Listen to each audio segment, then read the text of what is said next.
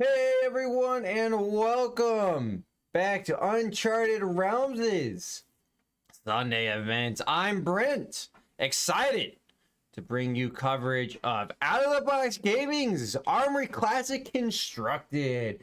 Out of the Box Gaming is a store local to Thomasville, North Carolina. They specialize in in-store play and a marketplace for trading cards single. And word on the street is they have MetaZoo as well, so out there. So I don't know, some of you guys that are the big MetaZoo fans, check them out for that. They had an awesome skirmish a couple weeks ago and kind of rocking high from there. So we got Oscar on the Visceri on the top of your screen there against Vince. He hasn't well, it's the Lexi. It's a nice art Lexi, pretty much. Got a nice thing there. Oscar's gonna be our turn one player. How are you guys doing today? Let me know how you guys are doing. I want to hear what is up. Oscar's starting off with a Tome of the Arknight. He's going to go one attack and a non-attack there. They go. He got him. Wow. Red Rune Flash and a Plunder Run. What a hit off of the Tome. Gotta love it. So, our Lexi player here, Vince, will be our tempo player, turn 2. Oscar makes a rune chant from the grass with the Arknight. And he will consider that. So his next attack's going to come in with some Arcane. We're going to see, I think Oscar's probably in the mid-range strategy. I don't think he's going to be in the one-turn kill department. Not with the current meta. Ooh, we see that Plunder Run and Stat Attack going in. We got a Drawn to the Dark Dimension red. So 1 arcane and 3 damage. No go again on this one. Just a draw a card there. There's no go again at the moment. There is a Snapdragons that cannot actually function on this. So what you see is what you got actually. There's the 1 arcane as well. So we can just update that to we'll leave it at the 3. Need to get a new thing for Arcane there. But yeah, who do you guys have in this match? Do you have the Lexi or do you have the Visceri? Vince is going to go ahead and block the 1 Arcane and block the 3 physical. Take no damage. Vince will Arsenal and pass, which means Vince will use his Lexi ability to load in an arrow. I think that's a... I can't tell actually. I was gonna say it, but all right, Tunic goes up for Vince at the start of his turn. And we're going to get a little bit of back and forth here. I think there's going to be Ice Arrow from the looks of it. See, Vince has a mixture here. Has the New Horizon, has a Shock Charmers, the Spandaus Ring Tunic, and I believe the Perch Grapplers there at his boots. I could be incorrect on that one. Oscar, on the other hand, he's rocking the Arcanite Skull Cap. He said it earlier, the Grasp and the Snapdragon Scalers. He will try to function along and have a good time with that. Rocking the non-Briar Rune Blade, so we give him a little props for that. But that is going to make his turns a little bit weaker overall, like turn by turn basis, but in the long run is going to have a little bit more gas with the rune chance. So we have a Remorseless coming in. That one's going to be for 5. Has a nice on hit effect. If it hits the heroes, whenever they play an action card, they lose a life. So Vince wants to block 5 of it. No surprise there. We see Oscar has a Pummel there as the block value, so not too shabby.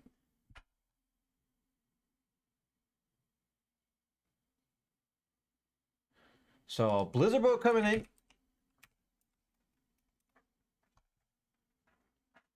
Got plus, I guess it's coming in for 4.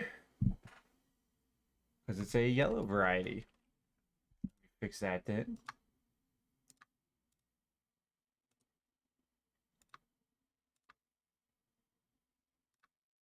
Oh.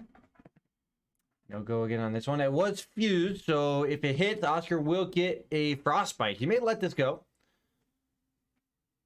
Ooh. Throws all three of the equipment in there. So 1, 2, 3, 4.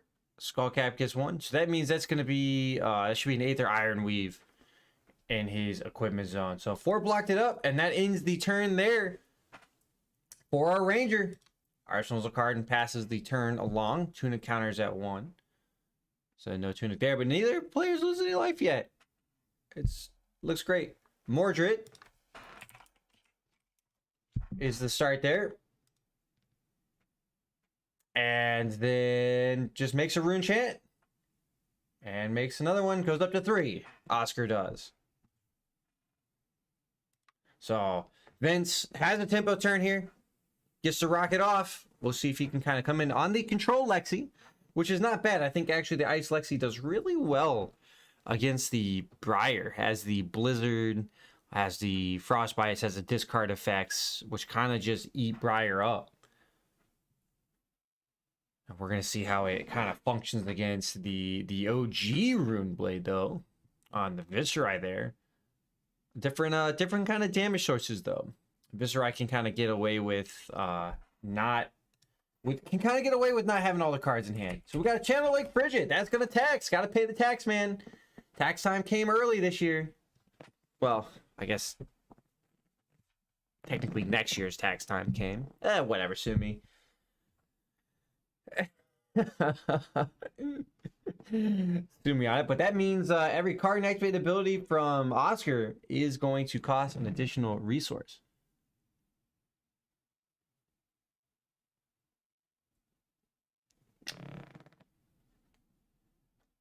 Vincent coming in with an Ice Quake, I believe. Didn't announce it. Yep, there it is. So +3, and if attacks get Frostbite, Vince then loads an arrow and shoots it. So for 9. No, not the one second.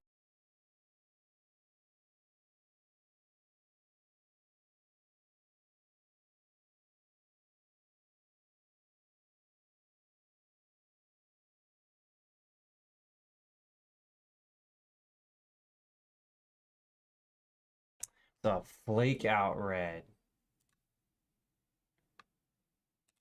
There we go. And if it hits, gains a Frostbite. It was not fused, so no Dominate, unfortunately. Great looking card there. That card looks pretty good in foil. The Cold Wave looks also really good in foil. I had to give it to the card art, I guess, for this set.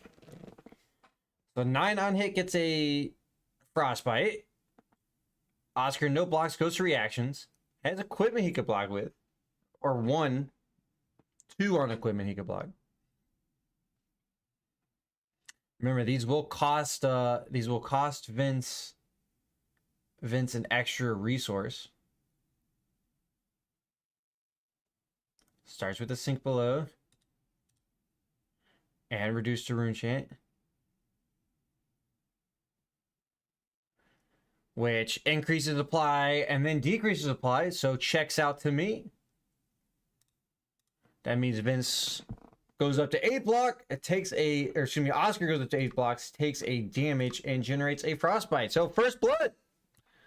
Vince nails in first blood.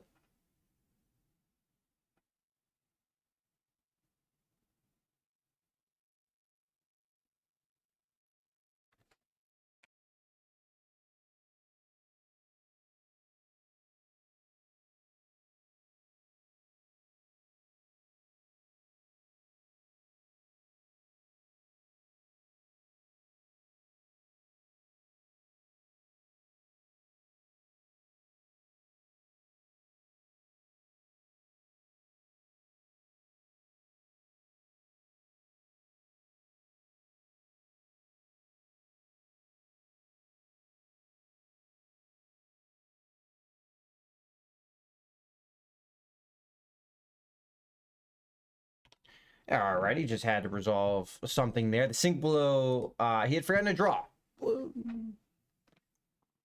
It was gonna happen anyways, so we do it. Oscar though just passes the turn, doesn't want to work with it. Maybe setting up just rune chance, going a little bit taller now. Realize it's hate channels out there, frostbite's out there. Don't need to stress it too much. I'll rest on my rune chance. Reduce the rune chance there was made that free, so 3 of a kind to start for Vince. So this is gonna be a nice turn. That's going to allow him to draw 3 with the downside that he can only play out of Arsenal Zone, which means only arrows / any cards he can reload to get in there. We do see 1 ice go to the pitch, so channel just needs 1 more to stick around, which would be absolutely killer. If you can keep your channels out for 2 turns, oh, that's good. I'll put it that way. That's good. So Blizzard Bolt to Arsenal. He gave it go again. We'll see if Vince wants to function any more down there. Nope, fires it away. It's fused. So with polar blast, we know he has that in the hand. So this is gonna be 5 go again.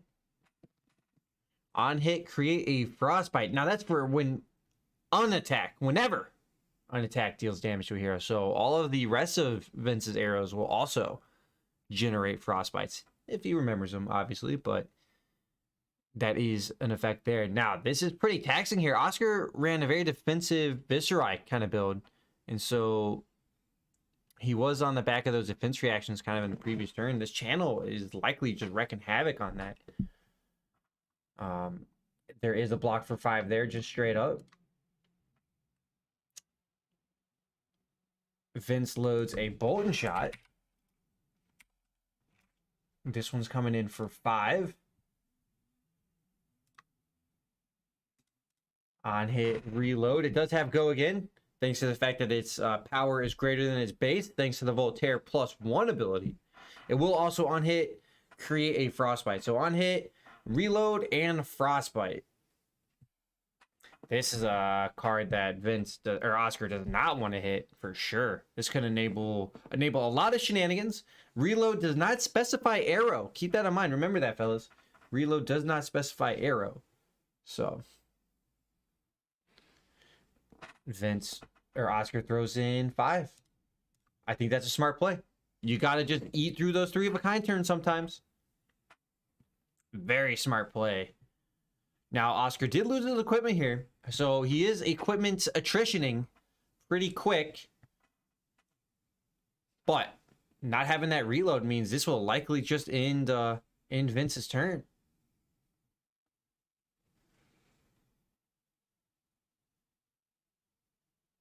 Oh, hold on a second.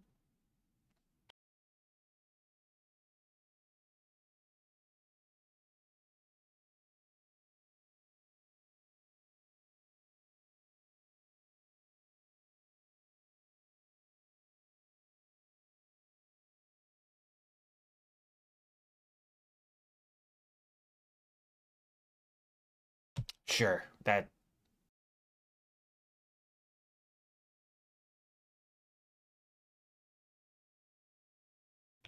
Alrighty, sorry about that, guys. Had to correct that. Vince had used the Voltaire a 3rd time, was trying to stack up into the arsenal. I was like, wait a second, but it happens. So Oscar just passed it away, and then Vince is gonna reveal an Ice Quake, and will likely come in with it. So Vince had a good look. Or Polar Blast, I'm sorry. Polar Blast. We already knew that. We saw that from the fuse earlier.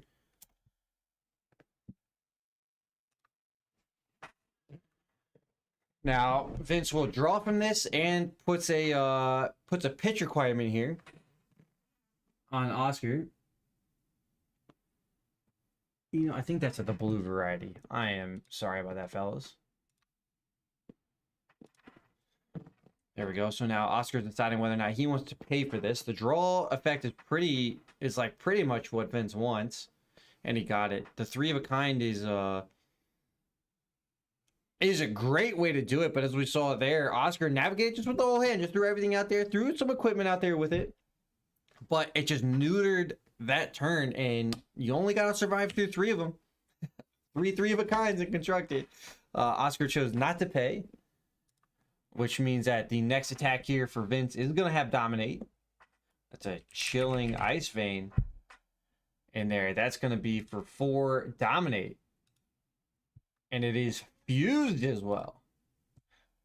So whenever it deals damage to a hero, Oscar will have to discard a card unless he pays. Now 4 is a little bit tough. 4 is a little tough, but we do know Oscar has the defense reactions in there, so he may be able to jump those in there. No blocks by Oscar. Going to reactions. No reactions from either player. So Oscar will take 4. And he will pay for the ability. Yep, might as well. Smarter to pay than not. Don't let yourself get attrition. I mean, if you can afford to pay for it, let's be real. But on the one cost resource, you can afford to pay for that for just about any card to get.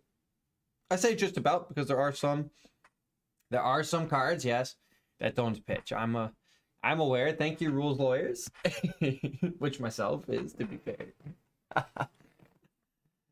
All right. So we have an Endless Arrow getting loaded up. This one's got +1. So that's 5. On hit, it will go to the hand. It will still have the discard effect thanks to the Chilling Ice Vein fusion. No blocks there from Oscar. Vince, Shock Charmers. So that goes up to 6. And then there'll be 2 instances of discard a card or pay. So Oscar falls to 29 and now has a choice. He has 1 resource floating. This is thanks to the Chilling.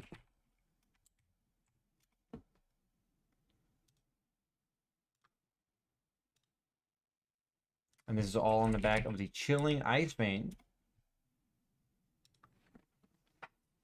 That is causing the discard effects. Checks out to me. Oscar pays 1 for the first one, and then we'll now have to decide again whether he wants to pay or not. This is a pretty good turn here for Vince.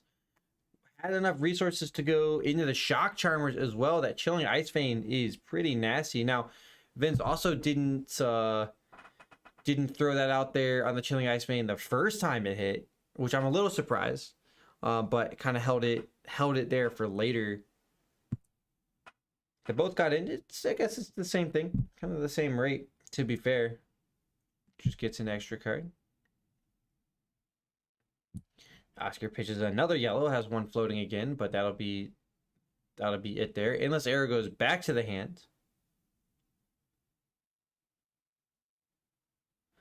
Vince lamenting the fact that he missed his tunic, just indicating it. I don't think it'll matter too much there, Vince, but they may have a need for it. And we got Vince passing the turn. So back to Oscar now. He's only got 2 cards in hand. That pitch should be at the bottom. There we go. Oscar on his turn. Plunder runs. All right, here we go now. Finally, Viserai coming in with some juice. Plunder runs. That's out of Arsenal, so it's going to get the pump. And then a draw. Ooh, I like it.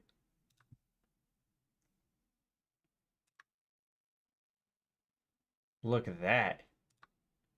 3 rune chance, 6 power. Draw a card. Oh.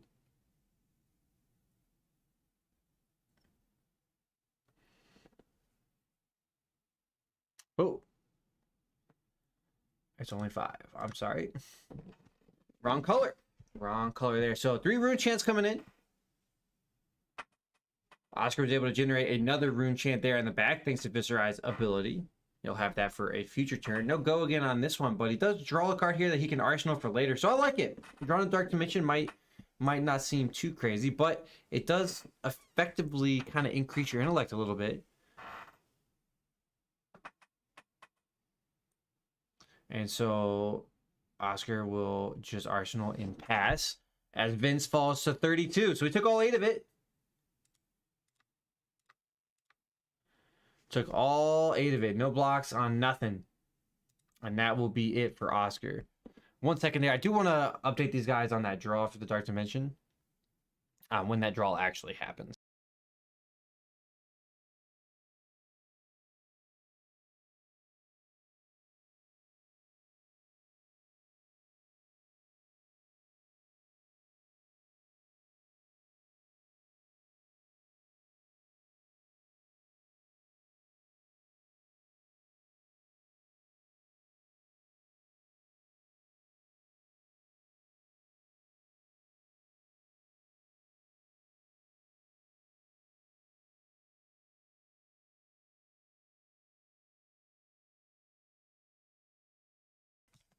All right, there. So there was the plunder run as well. He had just said draw into the Dark Dimension draw. I wanted to make sure that we were just resolving it at the correct time. So we got to load up on the Endless Arrow Go again.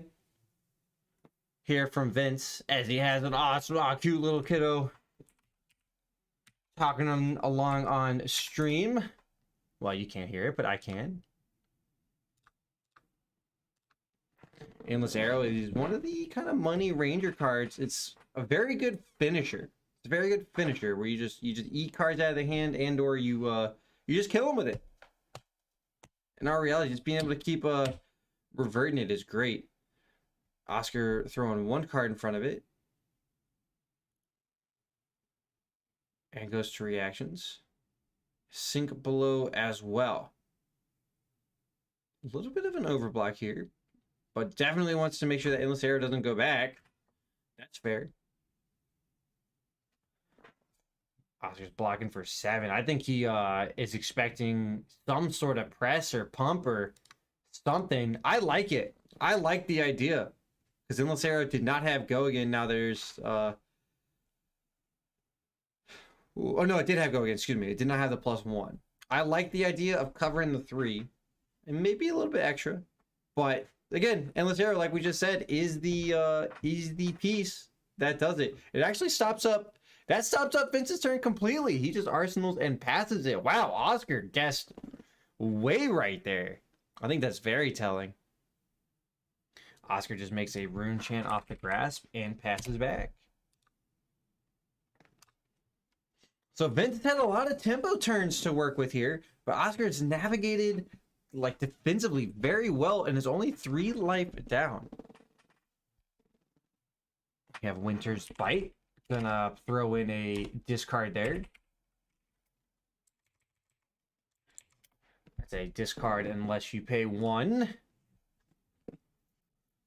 So Oscar obviously just pitches 1. Might as well, right? Might as well. Now the red plunder run, that's gone. Oscar hasn't really had the chance to set up any more plunder runs, so I'm not surprised there. Ooh, all right, our second 3 of a kind.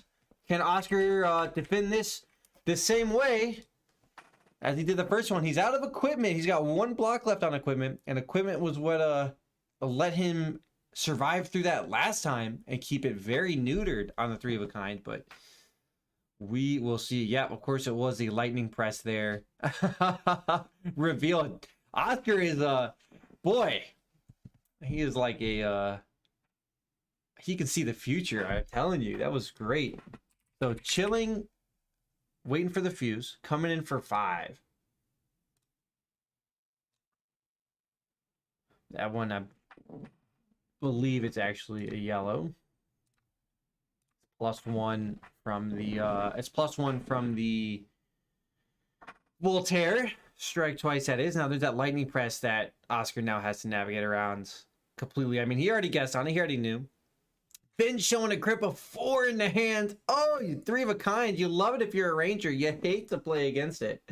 I'll tell you what. I was a little sad in Orlando at Nationals a month or so ago. Actually, at the top of the month, I got double 3 of a kinds back to back to lose to an Ice Lexi, and I was like, oh, well, you know what? It's just the way it be. It's just the way it be. It happened to me in the calling as well the next day. Oscar here blocks 5. And there's the lightning press. Another 3 more there added on. Oscar will take 3.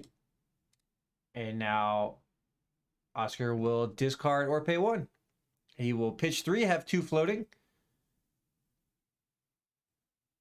bit unfortunate there. A little bit. So I had Oscar kind of navigate that more. He maybe would have pitched a blue earlier. Kind of cover that, give him an extra block. So there is 3 life potentially to be gained here. We have another reload out of Vince, which is a cold wave coming in. No go again, just pumped up to 6.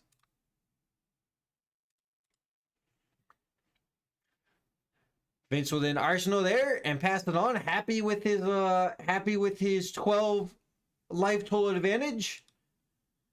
And tempo turn, because Oscar will draw back up to 4. Now, to be fair, Oscar has survived 2 3 of a kinds. There's 1 left. There's 1 left for Vince, so who knows? So Lexi's ability here for those. I missed it on the last one. You can reveal your face down card in your arsenal. If it's a lightning card, you get go again. If it's an ice card, you generate a frostbite, and that's exactly what happens here. Oscar has a frostbite. This is the control kind of strategy for the Lexis. Get a little bit of damage in there while disrupting your hand, disrupting your turn with these frostbites, and just discard effects. We got Bolton Shot. This one's plussed up. That means it's got go again and on hit, reload. Oscar has in the past thrown 2 cards in front of this. Right now, no blocks, goes to reactions. Reduce to rune chant. That will pop the frostbite as well.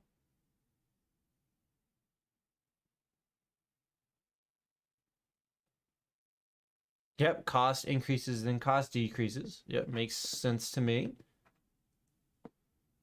And then sink below.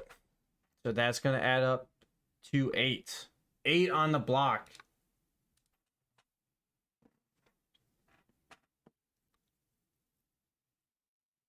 And an extra rune chance created. Not too shabby there, Oscar.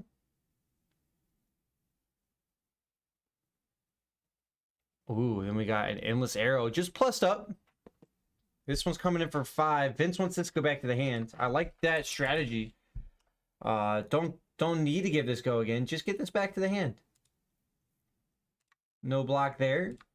So Oscar takes another 5. Falls at 15. Vince is now double his opponent's life total, but Oscar has, again, we've seen in the past, navigated these turns rather nicely to work that total back. Vince arsenaled that last card thanks to the new Horizon ability, being able to have an extra arsenal slot. Now, if Vince ever blocks with that, he will lose all of his stuff in the arsenal. Oh, shoot, that's Mage Master Boots. His next attack will have go again. Read the runes. Going to be a big attack here.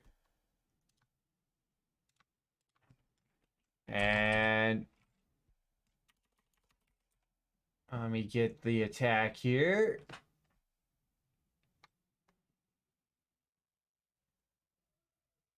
Amplify the Arcanite on the red, coming in for 6 and 6. Woo! Because there's 6 arcane coming in here as well. So 12 damage, not too shabby. It's all free up thanks to its card effects. Costs 1 less to play for each rune chant you control.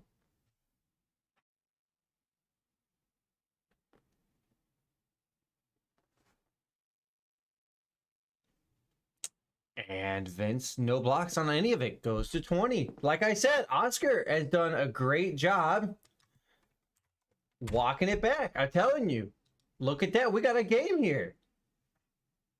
I absolutely love it. And now we'll end it there for Oscar's turn. Are you guys having a great time watching this? Just like me, because I know I am. Let me know if you are. Vince starts it out with the Weave Ice. Has not used his Lexi ability yet, so it does have a chance to... does have a chance there to create a embodiment or excuse me, give it go again, give something go again, or create that oh so happy frostbite. See a load up of a Bolton Shot. This is the last red one. It's +1. This is the last red Bolton Shot for Vince. Coming in for 5. Does have go again. If it hits, reload. Vince has yet to be able to reload. Oscar, I think, is being very smart about this. Overblocking the reload effects and just negating all of that and showcasing kind of the downsides to Ranger just a little bit. If you can't reload, if you can't load up, you have a tough time. So he's going to throw 2 out there to block 6. Oh, Vince is reacting here potentially. Or he's just going to move on with his Voltaire. Nope, just on with the Voltaire. This is Remorseless now with Go Again. It's also a great idea. Now,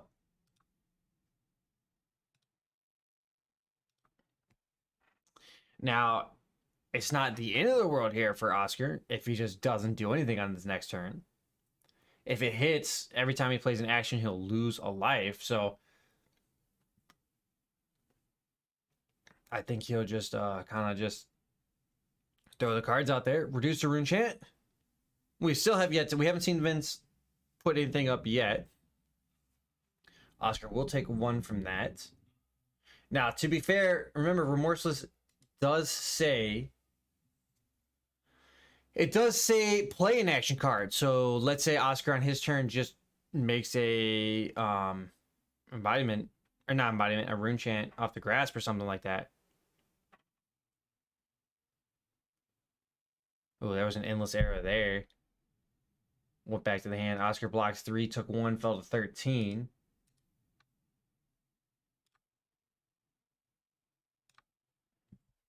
And Vince is not too happy about the Weave Ice there, not really comboing.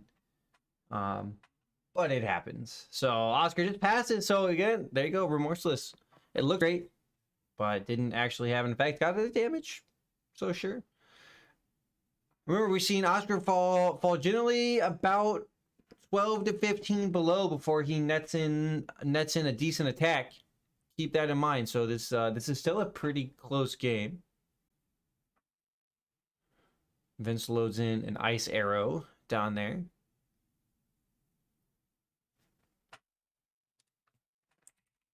He's going to shoot the Blizzard Bolt. Coming in for 5.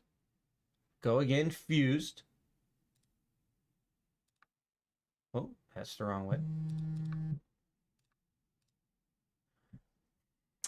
Whenever an attack deals damage to a hero this turn, create a frostbite. You just can't escape the tax man. You can't. Oscar's trying. He's legit trying. He's trying to dodge, duck, dip, and dive. He's got offshore trading accounts on these rune chants. He's got offshore banking. He's over there in the Swiss Alps or whatever. Well, I mean, it feels like it with how cold it's getting. He's like, I thought I didn't have to pay these taxes. The IRS always finds a way.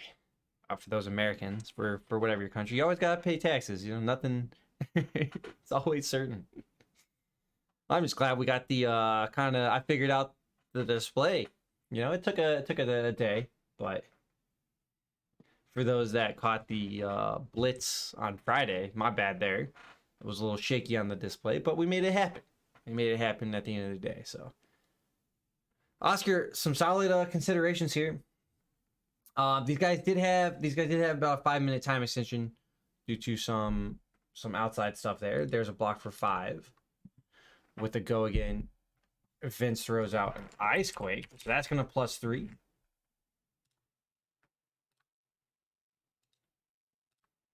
Ooh, and then we got an Endless Arrow for 7. I like it.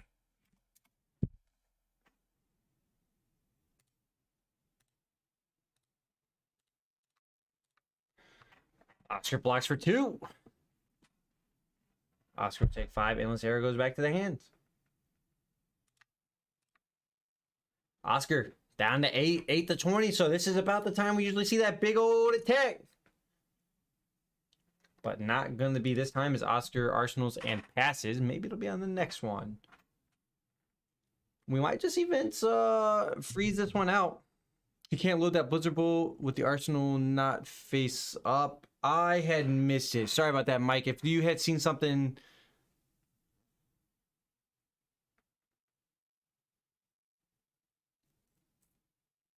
I think I missed it. If there was something there, I definitely missed it.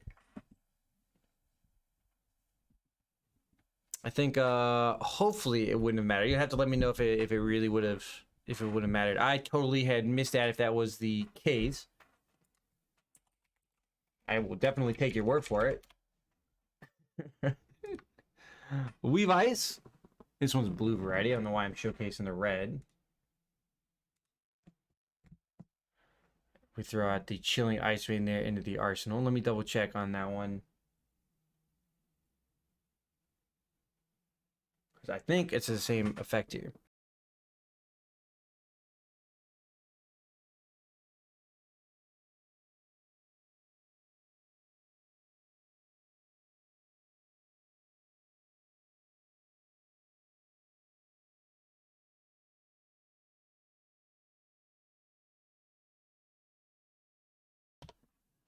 All right, so hey, Mike, would be Johnny on the spot on the next one because you held me you held me honest to keeping a look at it, and we got the next one.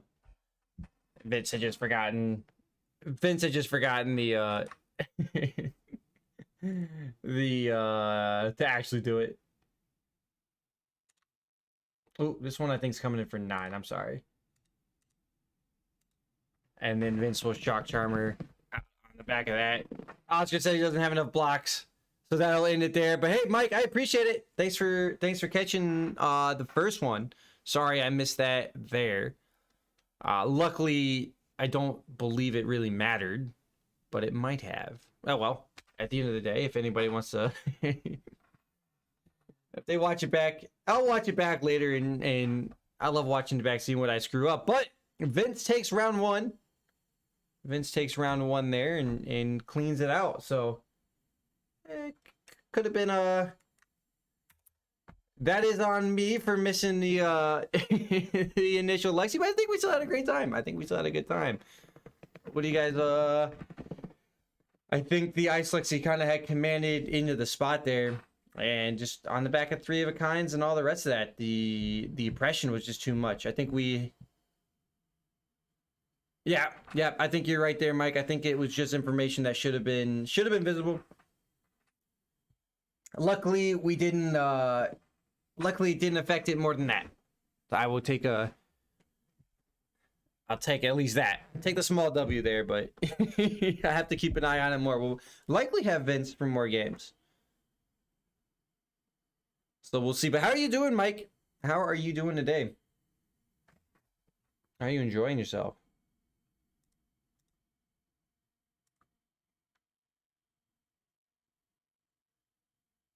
Players here talking just about all of the frostbites and all the shenanigans. How did your game 1 go there, Mike? I assume that you playing today.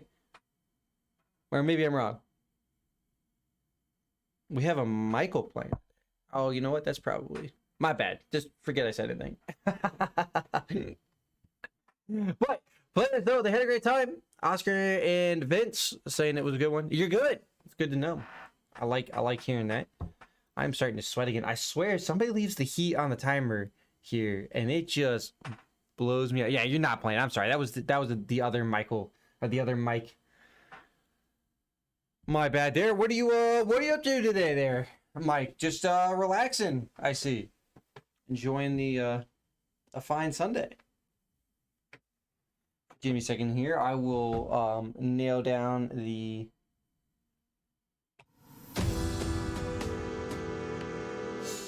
I'm still here though. If you're chatting away back at me, but I need to go knock down the heat again, because I think somebody's getting me. Either that, or I'm a 40 or 50 year a midlife lady going through some crises. You know, one of the two. I'll have to check on that bit there. So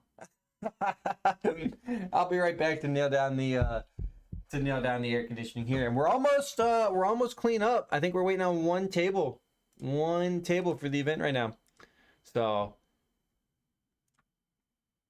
let me double check on that one. Oh no, we're actually good to go, guys. Round 2 coming at you real freaking quick. So don't go anywhere, and I will be right back. So it'll come at you really quick.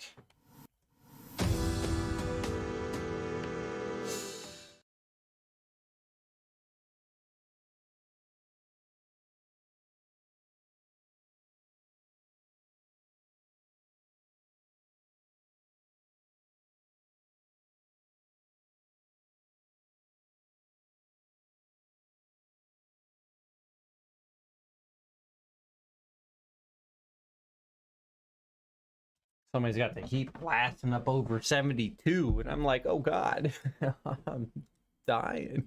But that did clean it out here for rounds 1, guys. So round 2 literally getting paired. So if you're expecting the coverage, you know, sometimes there's usually a break, but not this time. It's literally right here, right now. So I'm gonna go let our players know, and we'll get right back into the action.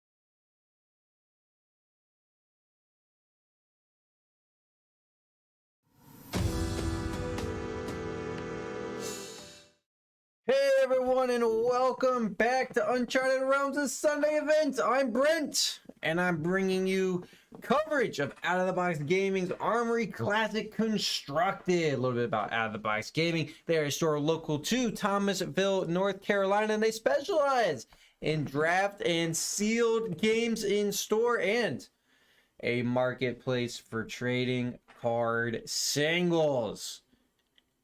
They got the Yu-Gi-Ohs, they got the Pokemons, they got the MetaZoos.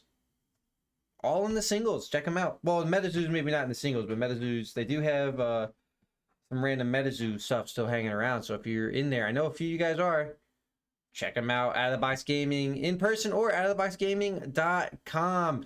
We've got David and Paul here as our contestants in round number 2. 2-man enter, 1 man leaves victorious.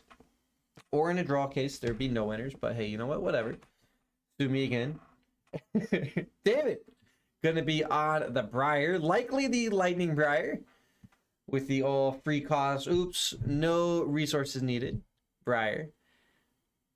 While his opponent, Paul, on the Levia, trying to get meat sticky, trying to claw to death and get crazy. We see Paul's equipment here. He's showcasing it off. He's got the Hope Merchant's Hood, the Carrion Husk, the Iron Hide Legged, Scab Scale. Yep. Nope, we've got the Scab Skins and the Gambler's Glove. I thought maybe he was missing the Scabby Scabs at the bottom. And the Gambler's Gloves, of course, getting those rerolls if he ever blanks on the Scab Skins.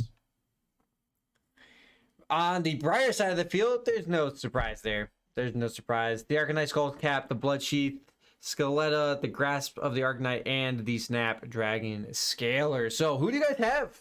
Who do you guys have in this matchup? Do you have the Briar, which has been making its way through international tournaments alike and doing very well in nationals and in other events? And we have the Levia, who is trying to, has always been there. It's been there.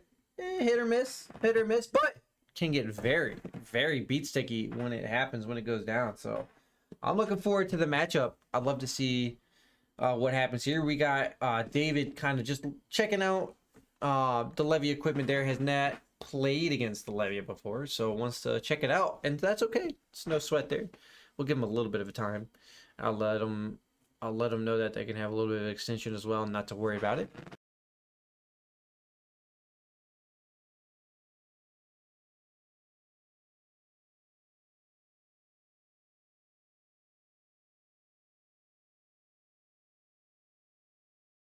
All right, there, wanted to let them know there. Stopped up Paul in the middle of his turn. Paul, turn 1 player, starts in with a Command and Conquer. That's coming in for 6. At least 1 card in hand, nothing floating. So Paul will just arsenal that card and move on. We see an early Command and Conquer here, which I'm not surprised about. David is not going to spend a lot of time arsenaling cards. He might, I could stand corrected, but for the most point, Briar just gets everything out of their hands and just sends it, which actually kind of negates the Command and Conquer value. That gets blocked up by 6, so Paul will arsenal and pass. David will also draw back up because it is turn 1. It is turn 1. If you guys are having a great time, for those just tuning back in for the match, hit that like button, hit that subscribe, and hit that Discord link. Come in and hang out with me. Let me know how you're doing. I'd love to hear your thoughts and opinions on stuff. Give me which way you think this match is gonna swing. Let me hear it. Is it the Briar? Is it the Levia on this fine Sunday afternoon / evening for some of us? I haven't checked in on my Bengal score for a little bit, but I'm gonna need to here. Make sure that they win. So we got Plunder Run coming in. No pump there into a Yellow Ball Lightning. Just the on-hit effect. Make sure I get the right. We get Paul block here for 3. That'll cover it. Ball Lightning has a nice, whenever a Lightning Elemental action card you control deals damage, it deals that much +1. And David, it's actually a mixture.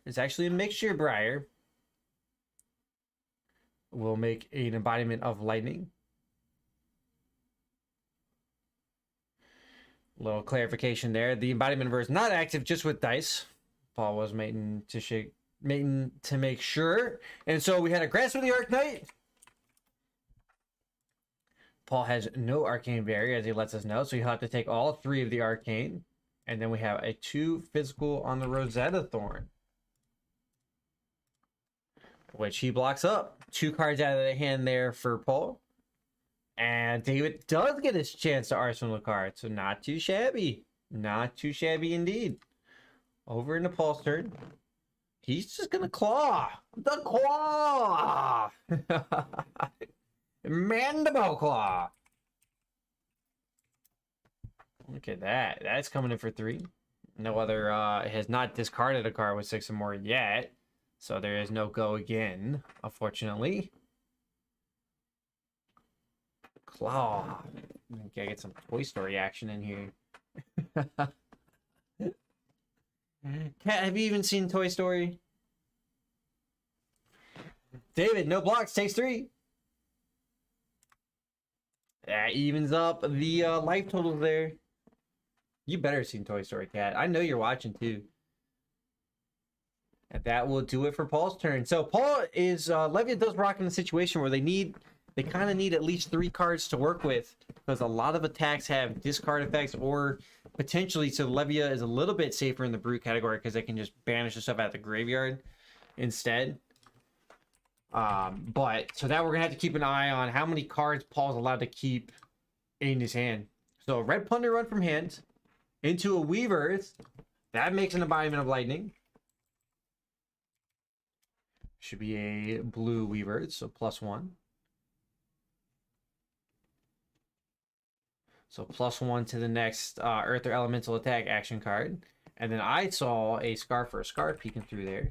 So I'll go ahead and pull that up. Scar for a Scar, go again for 4. Weaver did not there. This is just for the embodiment of lightning, most likely.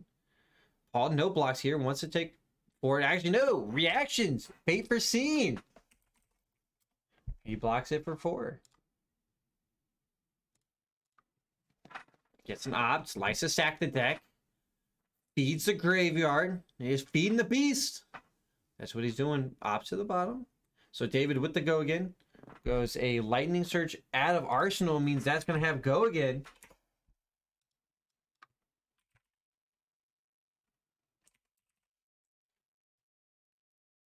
Lightning Surge still just coming in for 4. Weaver doesn't hit it. Oh boy, it turns out I can't spell. Boom.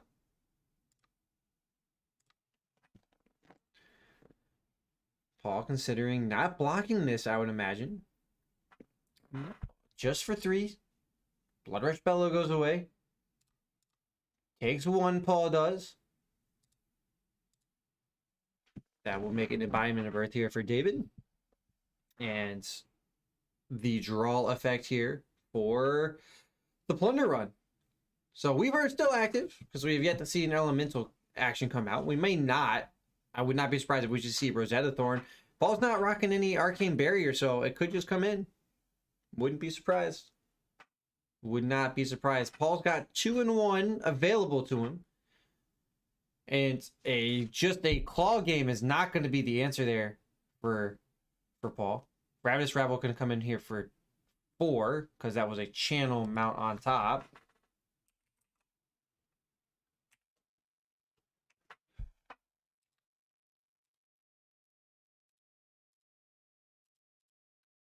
Paul is not happy about that. I agree with him. Look at that. No pitch. There's nothing in the pitch zone, fellas. Paul here will block for 3. Take 1. And that is the strength of Briar there, peoples. Now, to be fair, it is deck outable if you can survive it. You have to eat a lot of attacks though for it. So Autumn's Touch pitch to make a embodiment, or excuse me, a rune chant, and then pushes the Thorn for 5. Paul takes 5. Ooh. Here we go. And then I'll pass the turn there for David. So Paul down to 30. David's got himself a 7-point advantage. Leaves Paul with 1 card in hand. Just a claw.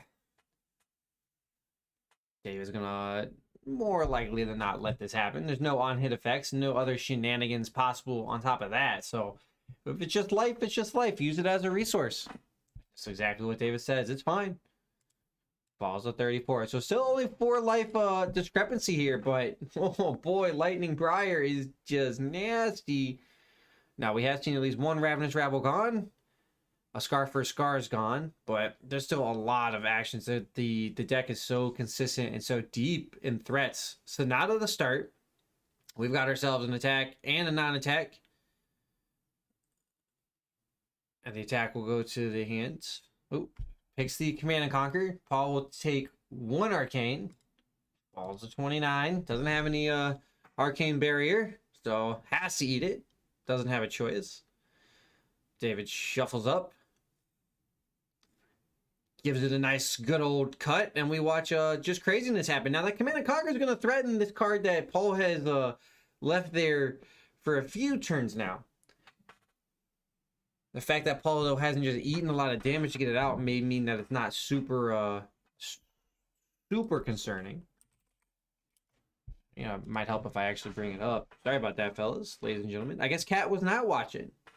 Kat, you made me a liar. You made a liar out of me, but that's okay. Sometimes, fellas, she just is not into you. Sometimes.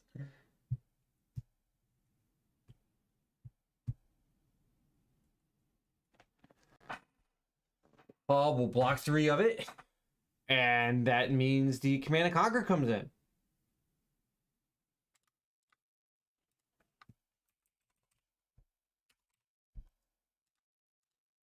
Oh my gosh, it would help if I did this correctly.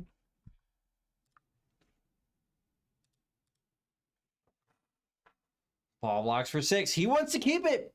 I stand corrected yet again. Oh boy, we can't get nothing right today. Only one life lost there. So not the end of the world there for Paul. He rolls the Scabbies. Oh, no effect. He has 1 action point. Scab Kindler is there. Let you just take a chance.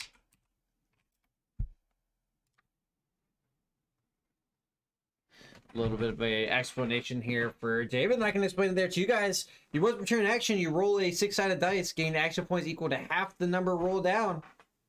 Half the number rolled rounded down, excuse me. Oh, you are watching. Well, you didn't tell me. I asked a question, Catherine. No, I'm just messing with you. I am just messing, but you know what? I would love to, nothing against David here, but I would love to see Levia take a game every once in a while. It's rare. It's rare that you see Brute being played. So sometimes you just gotta vote for him on principle. So Paul came in with the claw. David, no blocks on it. Passes away. Force of Nature's the start. Not bad. So we did have a mixture. It was not the straight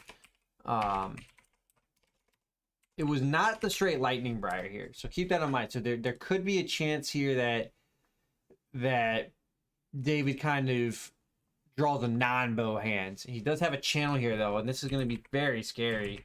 I would consider this more of a mid-rangey sort of Briar. That Force was fused. And he gets a Ball of Lightning here for 6. Now, the Ball of Lightning eats the go again. It's a yellow Ball of Lightning, which makes it for 6. Just missed out on that break point, David did. That's really unfortunate.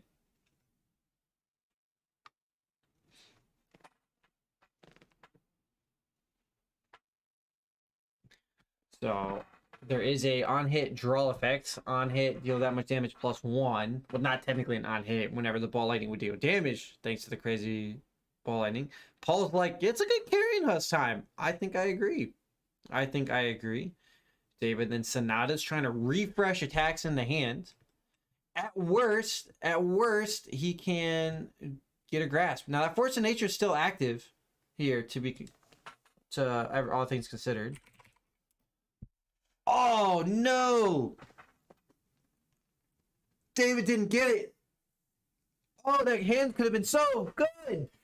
Oh, what unfortunate. The yellow Ball Lightning kills him, and And a whiff on the Sonata. But hey, you know what? That's the way it is sometimes. That's the way it is. It gets there or it doesn't. And it just happened to not. It just happened to not this time. So David had to pass. There was an Earth card to thin it under. And then we go back into Paul. He is going to have to stare down a full grip channel turn.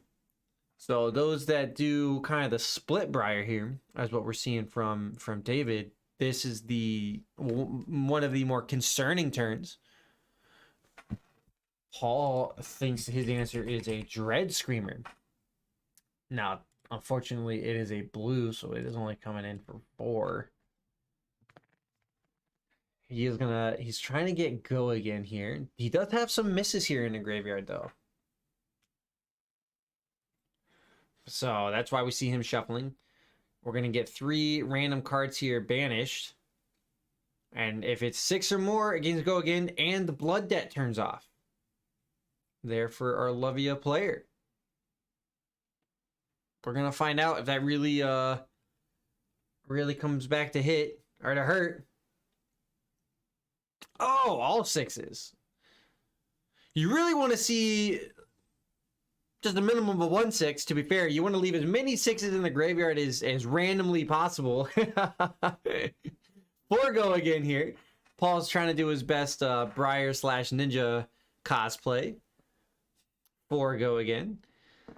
You would hope that you get like your 6s and then you eat up all of your non-6s as well. It's kind of your hope, so that way you can almost guarantee it on future ones. But 4 go again. We have yet to see the Scabbies rolled out on this turn. I think I would like to see those. Just Paul needs to get the damage here. If there's a turn to do it, it is this one. Don't hold anything back. David, no blocks on the 4. Takes the 4. Falls to 27. Paul finds himself ahead. For a very slim time this turn. We might see, I mean, he may risk this guy. I think you have to here. I think you have to just get the damage across, because you're facing down a channel and you know you're probably going to have to block. The reason I say this, because you know you're probably going to have to block every card out of the hand on that next channel turn. Oh, dice went off the screen.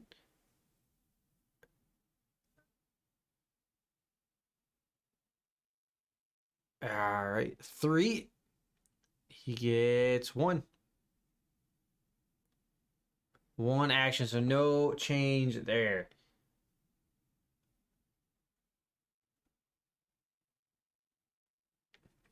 Dread Screamer makes it to the graveyard. Bone Marauder was the card that we were waiting on here from Paul. Luckily, it's red. Coming in for 6. He does have to banish 3. Doesn't really matter on the 6. Wants to see all of those defense reactions and whatever. 2 Dread Screamers and a Blood Rush. Not the best. Actually, no, that's a great one. That's a great one, actually, because the Dread Screamers there were blue, so they were not 6 powers. So I think that was great. Great hit there on the randomness. Paul looks up. So 6, no go again. This is it. This is the max that Paul could get in there this turn. David falls to 21. Paul refreshes up that arsenal, leaves a card in hand, and passes.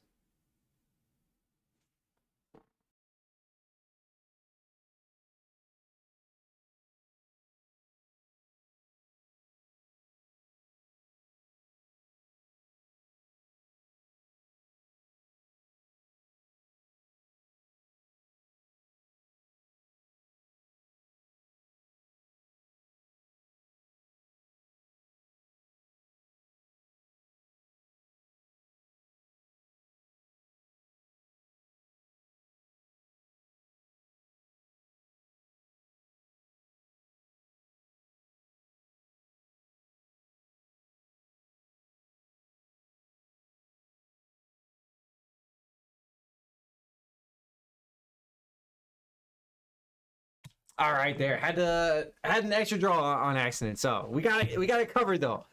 We got it covered. It didn't match up with the hands, luckily there. So it was a little bit easier way, and Paul hadn't really seen it, so we just kind of randomized that group, threw one back on top, and kind of let it go. Could have theoretically thrown that one, you know, back in the deck somewhere else, but I think that's a fair resolution there. We have a plunder run into ball lightning. Here I am being all wild. I didn't catch the color of it.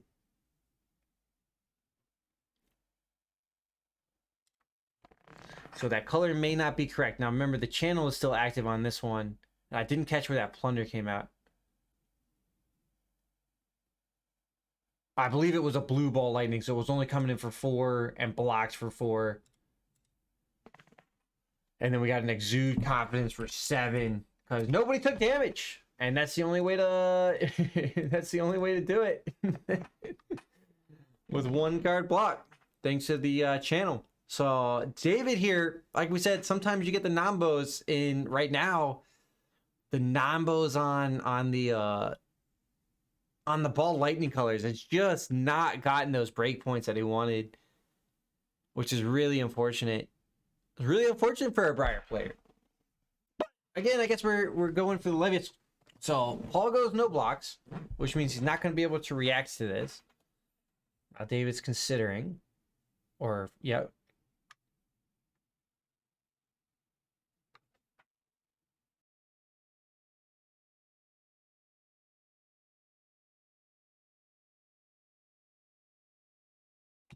There we go.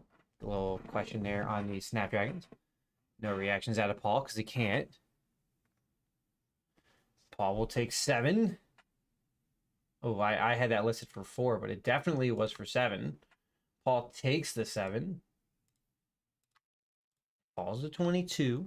That means that's going to be a card draw off the plunder run there for David and an embodiment. And we'll see if he gets to come in with a spice. Well, actually, yeah, we'll see if that was a spicy 0 cost attack in the hand or if it's just a thorn. I'm not against a thorn. Paul's got 3 cards in hand and 1 in arsenal. Has sort of ripped himself, you know, with that kind of previous turns, has got himself a chance to just be able to eat up some of the damage here. Oh, it's another channel. What a rip from David. You gotta love to see it. Now, maybe could have been a fan of more damage, but hey, you can never discount a channel turn. Let me tell you what, baby. So that'll be it for David, though. He wasn't able to arsenal anything. And now Paul, again, just needs to send it heavy on the damage. This time, it's the Dread Screamer of the red variety. Now, it needs to see a 6 card banished out of the graveyard. We'll see if he hits this time. The shuffle, the layout, the suspense, has quite a few in there. Remember, those blue Dread Screamers got pulled out. We'll go for the first 3 here. Fate Foreseen. I didn't see the other 2. Did get a 6. Well, it's 7, to be fair. So Dread Screamer 6 go again. You'll love it. It's got 1 card in hand and 1 card in arsenal. Wow, Paul doing a great job here. Blocking appropriately on some of the earlier turns, not taking too much damage. Just coming back with the claws to then be able to come in with some huge turns later on after that graveyard filled up. You gotta love to see this Levia gameplay. It's excellently done. Giving it some great legs for it. Now, David's got some serious choices here. He's got a channel out there, which means he is definitely considering just taking all this. He's got 2 block on the helmet there, the skull cap, thanks to being less life. He's got 2 block on the grasp and should have 2 block on this blood sheath, if I remember correctly. So he could block all this with just equipment alone, which would be probably a great call there. David just takes 6. Gonna save that equipment for some on-hit effects. Oh, that's it. Paul does not use the go again. Maybe he forgot he had it. Draws 3 cards this time and goes over to David. I thought that was going to get a little bit meatier of a turn. Paul left a card in hand. Could have been a red card. Possibly just didn't have the resources. I think at that point though, with your opponent with the channel out there and you know they're taking damage, you hope merchants that card back. So we see a ball lightning here coming for 6. It's the yellow variety on the channel. Paul blocks for 6. Anybody want to change their vote? Command and Conquer for 9. Oh man, Paul, say goodbye. Say goodbye to that arsenal because you definitely cannot block it. Wow. You just, you never saw it coming. Paul lets us know. Hey, you know what? The other Paul W did not see that wall coming. Oh God, too soon. Too soon. Too fast, too furious, too soon. Oh, that's that. Yeah. I mean, to be fair, Paul is staring down a wall right now of just a meaty Command and Conquer attack. Oh boy. Paul's going with the hopes merchants here. Prior to blocks, shuffles in 2 cards from the hand, wants to draw 2. Now, I hope Paul remembers he can't defense reaction this. It's kind of what that's making me believe. He's also potentially getting rid of defense reactions to soak up some life total here. He will draw 2.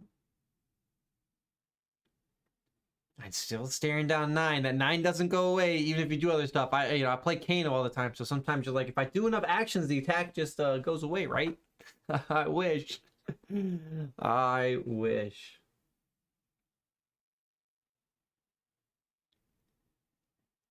Paul blocks 3 of it, takes 6. Loses the arsenal.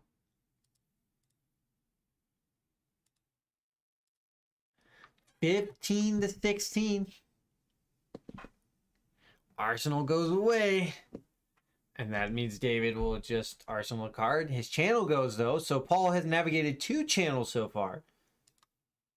And David will draw up 4. So, oh boy, a little bit rough. I kind of would have liked Paul. This is why I said hope merchants ain't to try to keep pressuring on your turn when you're staring it down.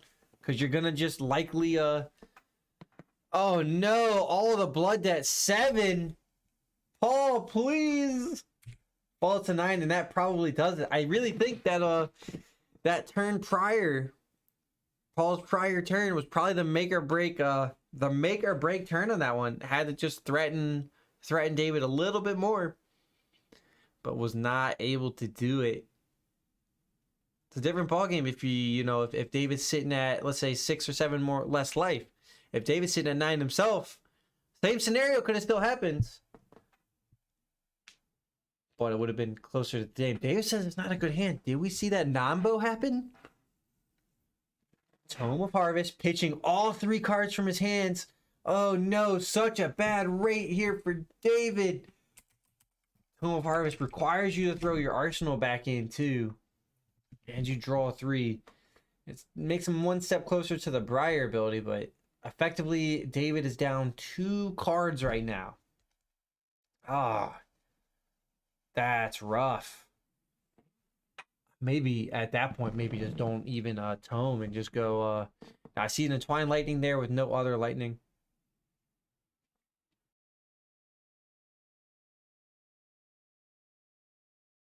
A little bit Oracle reading there for Paul on a tome. Oh no.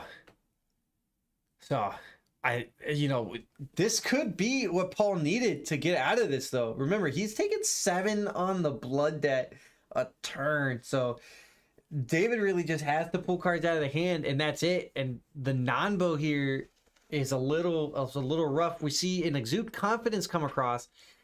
And if I'm Paul, I maybe just don't block this. It has no go again, no way to get go again. David likely doesn't play any Razor's Reflexes in here, and we haven't seen any yet. This could just be a Exude with double pump. which would bring it up to 8. Paul's at 9, and then you start just rocking it, just risk it for the biscuit on that one. So if I'm Paul, I maybe yeah. I mean, there is lightning press available for David potentially.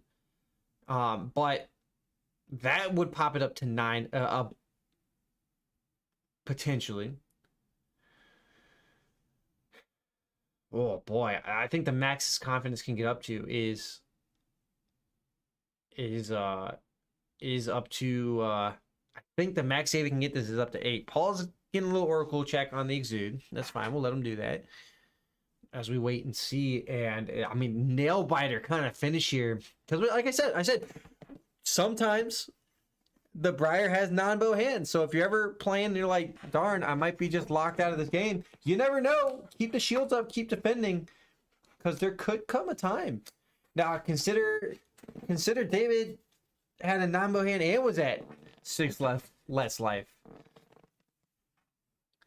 Paul here blocks for 3.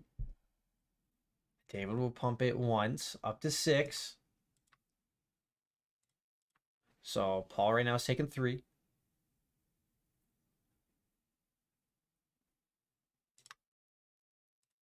Paul falls to 6. Oh boy, David with an arsenal card.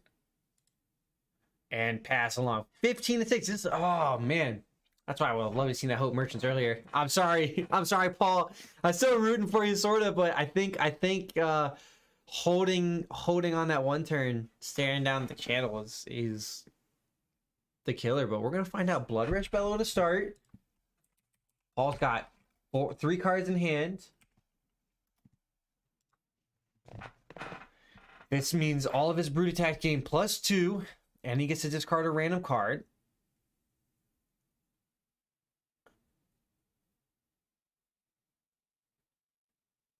He will draw 2 cards, thanks to the fact that this is a 6.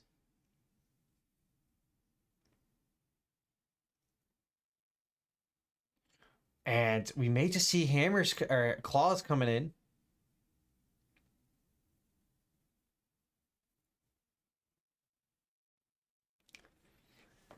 Paul's just throwing that in the... he likely has an attack here that functions out of the graveyard, so we move that Blood Rush over there instead of leaving it out. Using the dice to indicate the 2 extra damage there. Now, the claws are clawy right now. Keep that in mind. Those are 5 go-agains for 2 resources a pop. Now, Paul needs to find 15 against David's 2, 4, 5 armor. 5 with go again on the first claw. The claw! I'm sorry. You know what? So, yeah, sue me on that one. Maybe I'll get the YouTube video. No, I probably get copyrighted if I pull up the claw video for Toy Story. But the claw. Oh boy, this could have been. I think Paul needs to find a lethal attack against David. David, no blocks there. Falls to 10. 10 to 6 so far.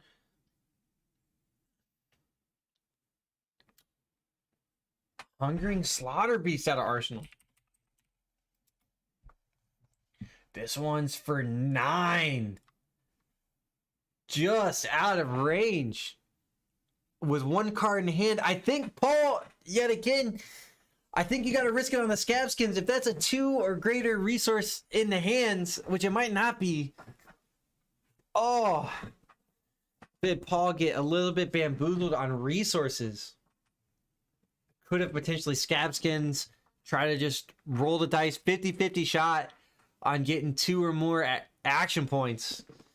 And then gonna go Slaughter Beast Claw or Claw Slaughter Beast. Actually, if it's a yellow, he wouldn't even need to do that. He could just Claw Slaughter Beast. So yeah, so that actually makes sense. That's not gonna be a yellow. Does get the 7 or the 6 out. Oh, thank God. Is not gonna take the blood debt. It's only 9 though. David can block 5 of it. Blocks 4. and falls to 6. Excuse me. Blocks 4, takes 5, falls to 5.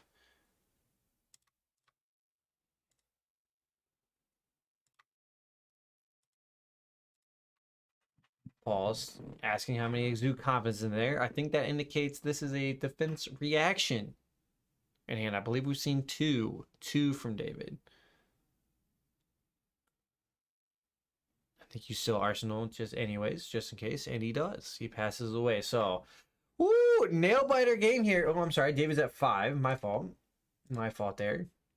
I know you're already yelling at me through the screen. I know. Bramble Spark. Uh-oh. Arcane damage. That's a channel. It then plays a channel. That creates an embodiment. So +3 and a and an arcane. Plus a channel. +3. So +6 to his next attack. Oh, it's a snatch with go again. So +6. So 10 total. Oh man, I can't get up to 10. That's all right. 10. Snatch coming in for 10 and 1 arcane. Paul has to take the arcane.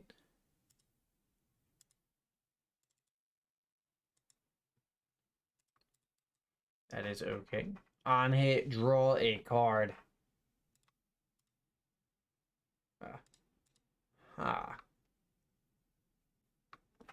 Wow.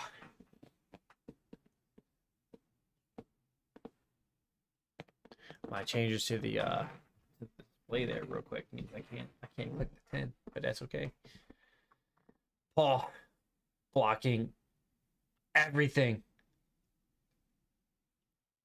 Blocks for everything on that, which means David gets a free hit. It's the ball lightning. At least one card in here for Paul. He's gonna have to.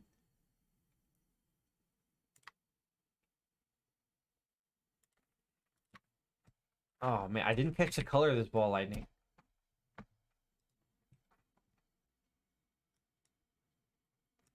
Paul blocks for 3. Must have been the yellow variety because Paul takes 2. Falls to 3. Sorry, production. Super professional today. What do you guys say? I jest. Paul is gonna have to oh no, he's not gonna have to pass. He has a Doomsday in Arsenal. Goddamn. A Doomsday. Boy, he can create a Blasphemous though. The only problem is that Paul 100% loses to getting blood deaded this turn.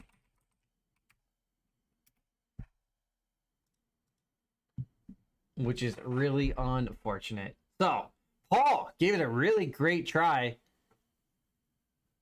He gets to attack for 6 here.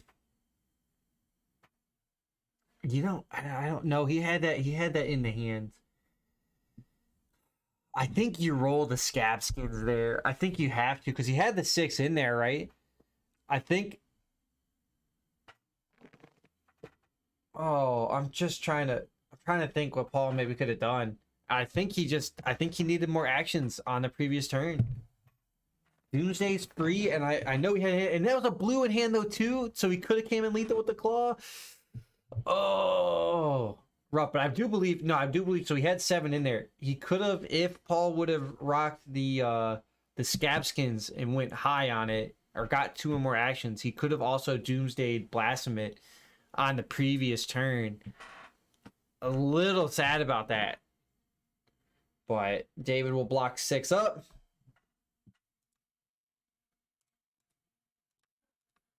And Paul will die to blood debt.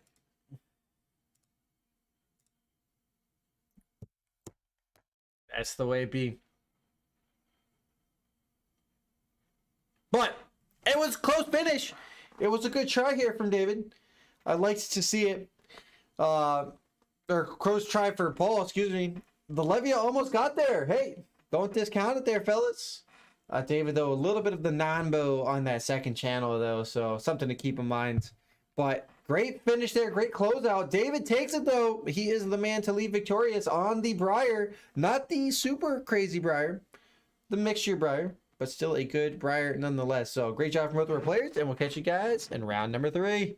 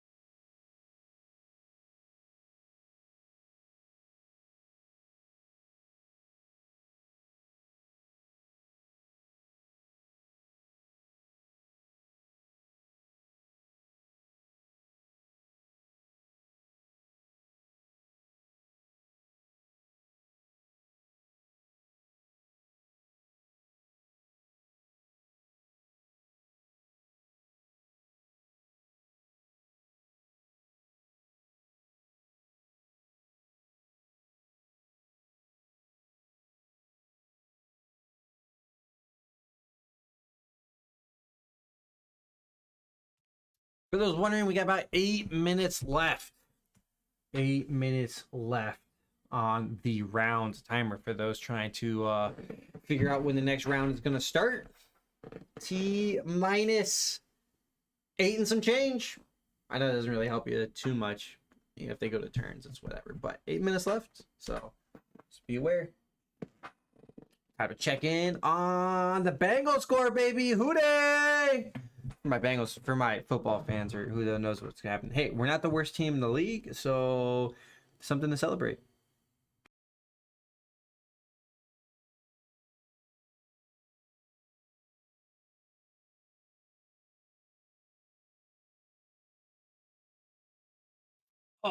Oh, you know they're killing it. 41-10, baby. Let's go. Hey, you know what? You got to celebrate the small victories, all right? Beating the Pittsburgh Steelers 41-10. And guess what? My kicker has scored 21 points to make up for my running back that got hurt in the first quarter. So, not going to lie, this is awesome. So, fantasy team, I thought I was just dead this week. I thought I was straight dead, just straight L, because my one of my running backs got injured in the first quarter with only 3.9 points. I was like, oh my god, my heart. But then the team's just bringing it back for me. My other running back 32 points, my kicker 21. Like, hello. Sometimes you just pick right. For those that play fantasy, how's your fantasy look going? Let me know. Where everybody's running away from it, to be fair. I wouldn't blame you. So, that's exciting. Gonna go watch all the highlights after this, you know? We'll see.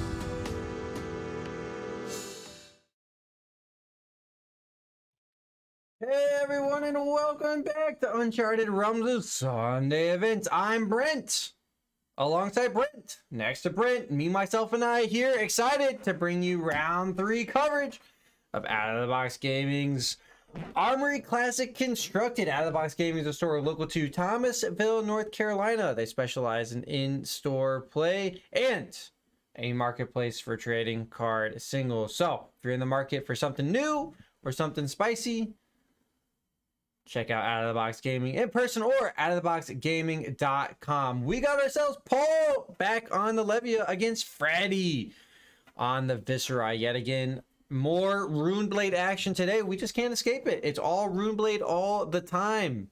Freddy was our turn 1 player there. Just made a rune chant thanks to the grasp and passed it back over to Paul, who rolled the scab skin leathers and got himself two action points. This is one of those. The Beast Within. This one will come in for 6. That's just it. Just straight up. Just 6. Paul here is now our tempo player. So gonna have a little bit better, hopefully better look at the game this time. It came down to the wire. We kind of talked in between the game. We're like, hey, you know, Paul also felt that he may have conserved a little bit too much on the equipment, and no, I'm sorry, it's an attack for 6. Let me update that. Freddy takes it. Falls to 34. First blood yet again to our brute player. No go again on the claw. Just a claw for 3. The claw. The mandible claw. Okay, all right, I'm sorry. I'm sorry. I'm sorry. Freddy takes it. Again. I'm sorry, fellas. I'm sorry. So back over into Freddy's. He's got 9 life to make up. He's gonna become the Arc Knight though, and that's gonna be his way to try it. Oh, how about we do this the right way? He is getting a Modern Skies because he discarded a Vexing Malice, so getting that non-attack action.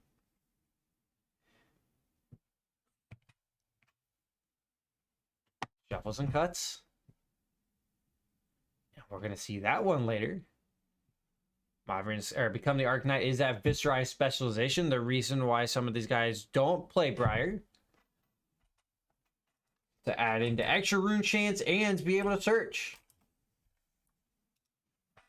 So Marvin Skies makes a rune chant, and then if the next thing that hits is going to make 3.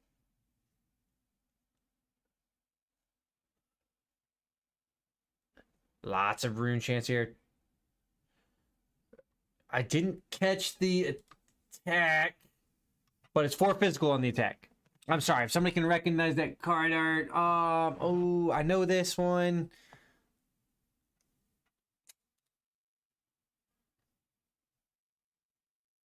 Has go again thanks to Modern Skies. I'm trying to, I know this one too. That's right. That's all right. We'll just let it go. Let it go. Paul this time has Arcane Barrier. Kind of switched it up. And that was a yellow Marvin Sky. So a 2 rune chance on hit. Excuse me.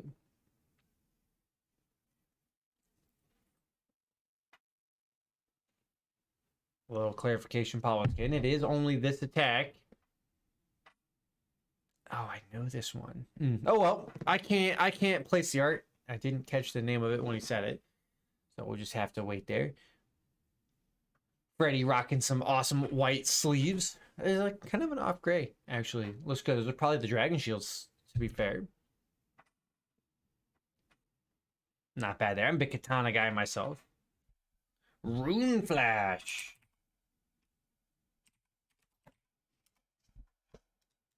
One arcane thanks to the Viscera from the first attack. And then Freddy makes another rune chant that's going to hang back out there. And Rune Flash comes in with 4. Go again. There's nothing left in hand and no resources floating. So Paul goes no blocks, takes the 4. After covering the rune chant with the floating resources. So Paul down to 36. 31 to 36. Our brew player 3 cards in hand, 1 in arsenal, getting meaty. Oh no, excuse me, 2 cards in hand. 2 cards in hand, 1 in arsenal, still getting meaty. Rolls the scabbies.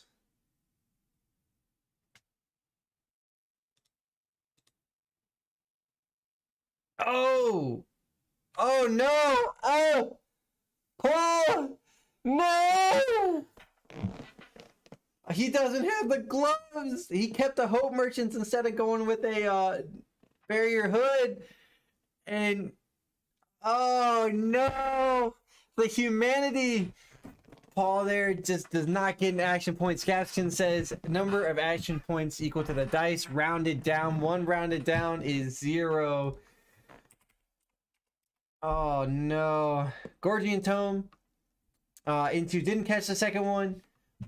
But Viscerai did trigger there to make a rune chant. Drawn to the Dark Dimension. Oh, excuse me, it's a Mordred Tides. So it gets extra 2. So 2 arcane, 3 physical here for Freddy. No go again though, so Paul knows that's exactly it. I feel for him, man. You hate to see it. You hate to see it on the Scabskins. Paul likely would just take the 5 here, put it even. I would not be surprised if I just see a 31-31 ball game here.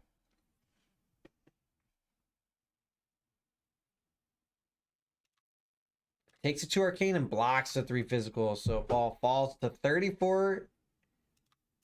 And that will end the turn there for Freddy. Oh no, it won't. He's got Spellbound Creepers, excuse me, at the instant speed. Now there hasn't, no, Arcane did get in, so this is good. Become the Arc Knight. So that will refresh the action points here for our Freddy player. Oh, let me pull up the. There we go, so you guys can see it. Spellbound Creepers there. Once per turn instant, put a bind counter in Spellbound Creepers. You may play your next non-attack action card as though it were an instant. You can only activate that ability if you have attacked this turn with an attack action card, technically or defended. But at the beginning of your end phase, you lose them unless you have dealt arcane damage equal to or greater than the number of counters. So Freddy's done 2 there, so it's already covered, so he won't lose his Spellbound Creepers. He did a read the runes after that to generate more rune chants with that Mordred Tide, so he goes up to 10 rune chants total. Keep that in mind. That is scary. Paul this time not rocking the the scab skins. I'm so sorry, Paul. Oh man. Wrecker Romp. So has to discard the random card coming in for 6. I can see why. He wanted the Scabskins. I think it was a great option. It hurts my heart. It hurts my heart to see it. Freddy falls to 27. Oh, after just jumping away a little bit on that one.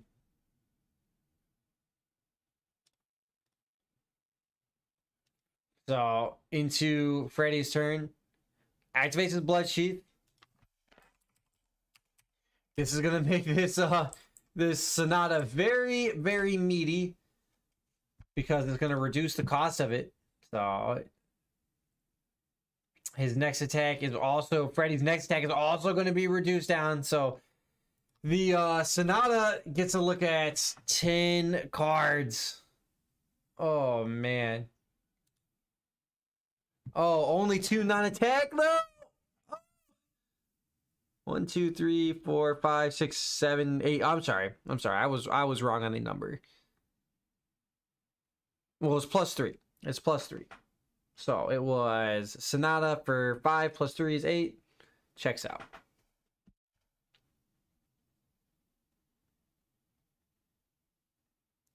Freddy looking at the hand. Deciding. Take some meet and greet. That's a good option. It'd be 2 arcane coming over. 1 amplify. Ooh. Because there was a awesome gem, a Fabled in that list too. I love it. 2 arcane damage coming at Freddy. If Freddy's smart, he will block it. Oh, he takes it. That means the spellgrounds do not die. Oh, I think Paul may have forgotten about that.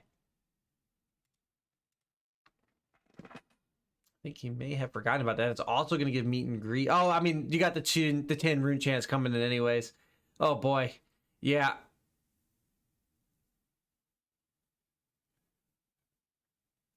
Oh, boy. I don't know if Paul gets out of this turn, to be fair. I mean, at least not healthily. I assume it's just going to be a straight meet and greet. Nope. Amplify first. This does not have go again, though. And it was already reduced. Oh, boy. I think Freddy forgot the meet and greet gets go again. We do arcane. So this is coming in for 16 total. Oh, that's the wrong way. Oh, he's looking for something. He's looking for some way out of here. He hoped merchants to get out. I don't know if there's a lot you can find here, though. Freddy, though, being very nice, did not meet and greet. I'll pull it up for you guys so you guys can see it.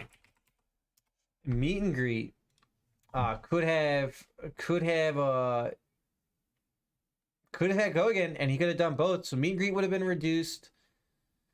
Well, the one, I mean, I technically, yeah, it would have cost 2 more, but the Spellbound Creepers, though, that'll get him out of it. Spellbound Creepers does get him out of it, to be fair. So, don't, can't forget about that one. This is the, it is the Viscera build with the Spellbound, not Snapdragon, so, he can get out of this given that he's got another non-attack action, but, so I guess that's fine. Paul blocks 3 of the arcane, takes 7 of it.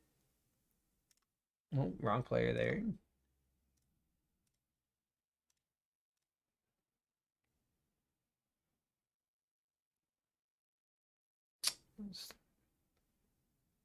Yep, there we go. 27 to 25. That's exactly what we got as well. Players were confirming life totals. And now a physical for 6. Oh, what a turn here, though.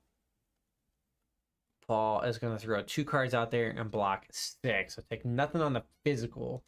But we're going to get a Spellbound. Oh, no. Freddy getting wild with this. Plunder Run. Oh, great option there. And then pays the 1. Meet and greet. You saw it coming. So I think actually, excuse me, not knowing what Freddy had in hand, he definitely did that correctly.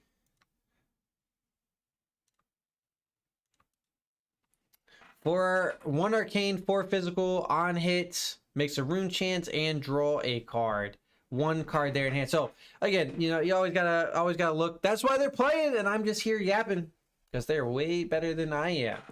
Paul will take the 1 arcane, follow 24, block 4 total. Scabskins in there for 1, and the 1 card from hand. Rosetta Thorn coming in. 5 total. 3 arcane, 2 physical. Paul takes it. Falls to 19. Wow, great turn there for Freddy. Great turn. Now Paul did great defending up. Paul did great defending up. It was a little bit rough on the Sonata, not getting as many hits, but that's the risk you run that risk. Now Freddy's got a complete tempo turn as Paul has to just pass it up. So gets a whole nother kick at the cat, so to speak. Not you, Catherine. Not you. The proverbial cat. Proverbial. Home of the Arknight to start. Wow. Non-attack. No hits there. Now the tome is a little bit risky. It's tough. You don't normally, I will say it doesn't normally hit.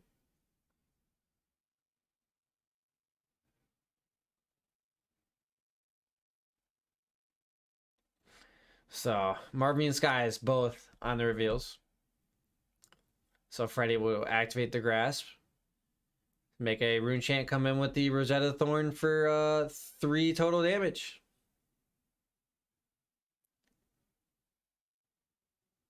Oh no, nope, does not even go in with the thorn. It does not. So, oh no. Oh no. Oh boy. Not what Freddy wanted. That nomboed. It nomboed. Real sad. Dread Screamer. Now the response for Paul. Freddy had a complete tempo turn on it and just whipped. You hate to see it sometimes, but it just happens. That's the one downside to Runeblade. Oh. They hit the 6 and 2 of the 2 non-6s. So great. Great banish there. So Ghostly Visit can also come in later. It's coming in for 4. Go again. Oh man, I'm feeling for Freddy here. I just had to take a second on that one. I am feeling for him. He had a great string of turns and just got nomboed to that Sonata. Nomboed on the next turn, and you're just like, oh, your heart. You hate to see it, but yeah, you can't say Paul doesn't have some good luck. The game wants it. Freddy takes the 4, and Paul is like, hey, that arsenal, I hope you don't like it, because I got a command and conquer for 6. That requires 3 cards. 2 of them one of them being the grasp. 2 cards out of the hands and the grasp. So that gets blocked up for 6. No loss of arsenal there, but the hand is blown out there for Freddy. Paul will arsenal and pass on that one.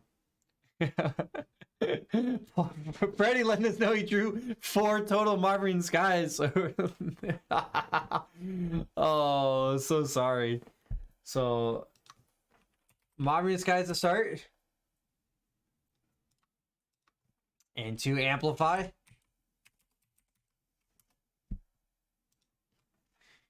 One arcane coming across.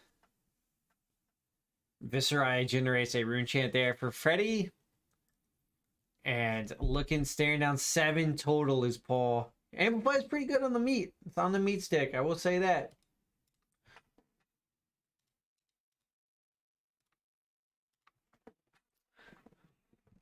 Not having the spellbound anymore is kind of rough. You would think Freddy was going to be able to keep running with that one, but was just not able to. And then it appears that Paul wants to block this with the husk, which I actually think is a great idea here. He pitched to block the rune chant. Ooh, he thinks he's gonna get greedy on this one. Wow, I'm surprised there. Paul had the tempo, just the complete tempo advantage, and does not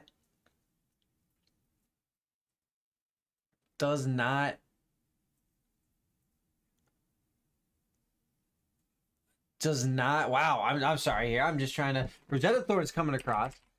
I'm trying to figure out why Paul didn't just use the husk, but I guess he's just straight greedy.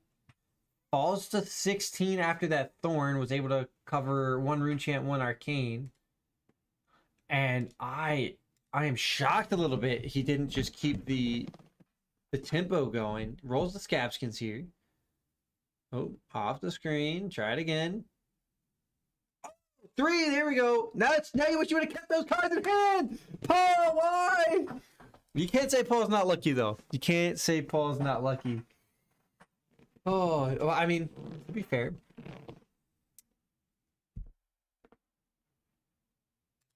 Hungering Slaughter Beast.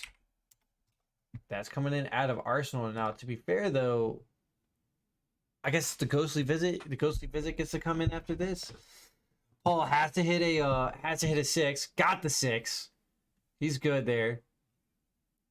Now he'll just be able to Ghostly Visit after that and continue to move on with his turn. There actually could have been a neato kind of play there, where you ghostly visit, put that to the graveyard, then Hungry Slaughter Beast.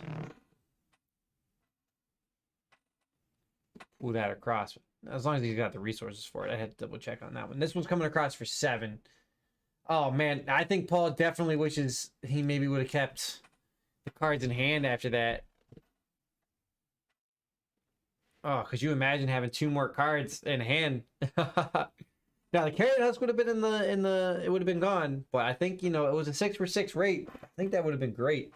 But Paul made the tech decision, and he's trying to abuse it. Now, again, he had the tempo there. Freddy considers, he blocks 6, takes 1. So we'll fall to 22. Then we got the Ghostly Visit. So there was definitely the chance there. And he took it.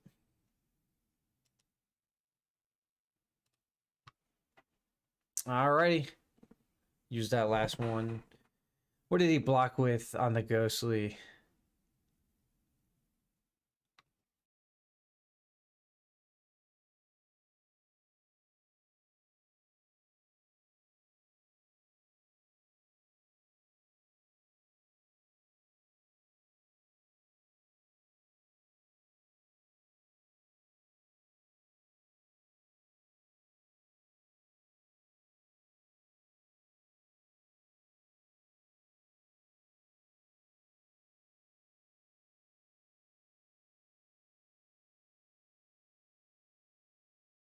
All right, there. Wanted to get the life totals correct there. That was actually a 6 attack, not a 7, because it was a yellow.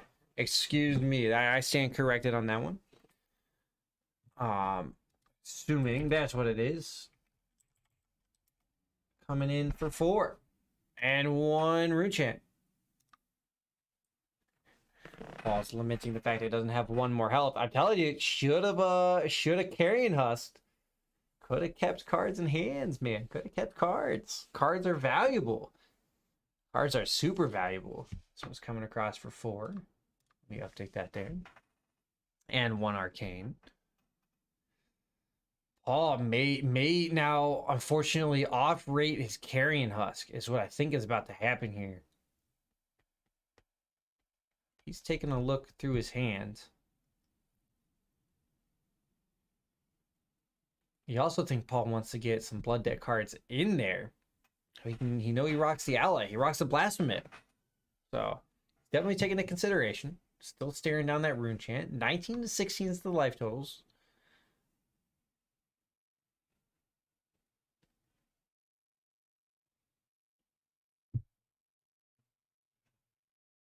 Paul still considering. Who do you guys have now that we're near the end game? We're in Blitz life totals. Do you have the Brute? Or do you have the Runeblade TCG? Paul will block the Arcane. And off-rates Carrions. Yep. Throws the 6 in front of it. Which is okay. Still fine. That's it. You definitely don't want Consuming Volition to get the damage. Now, to be fair,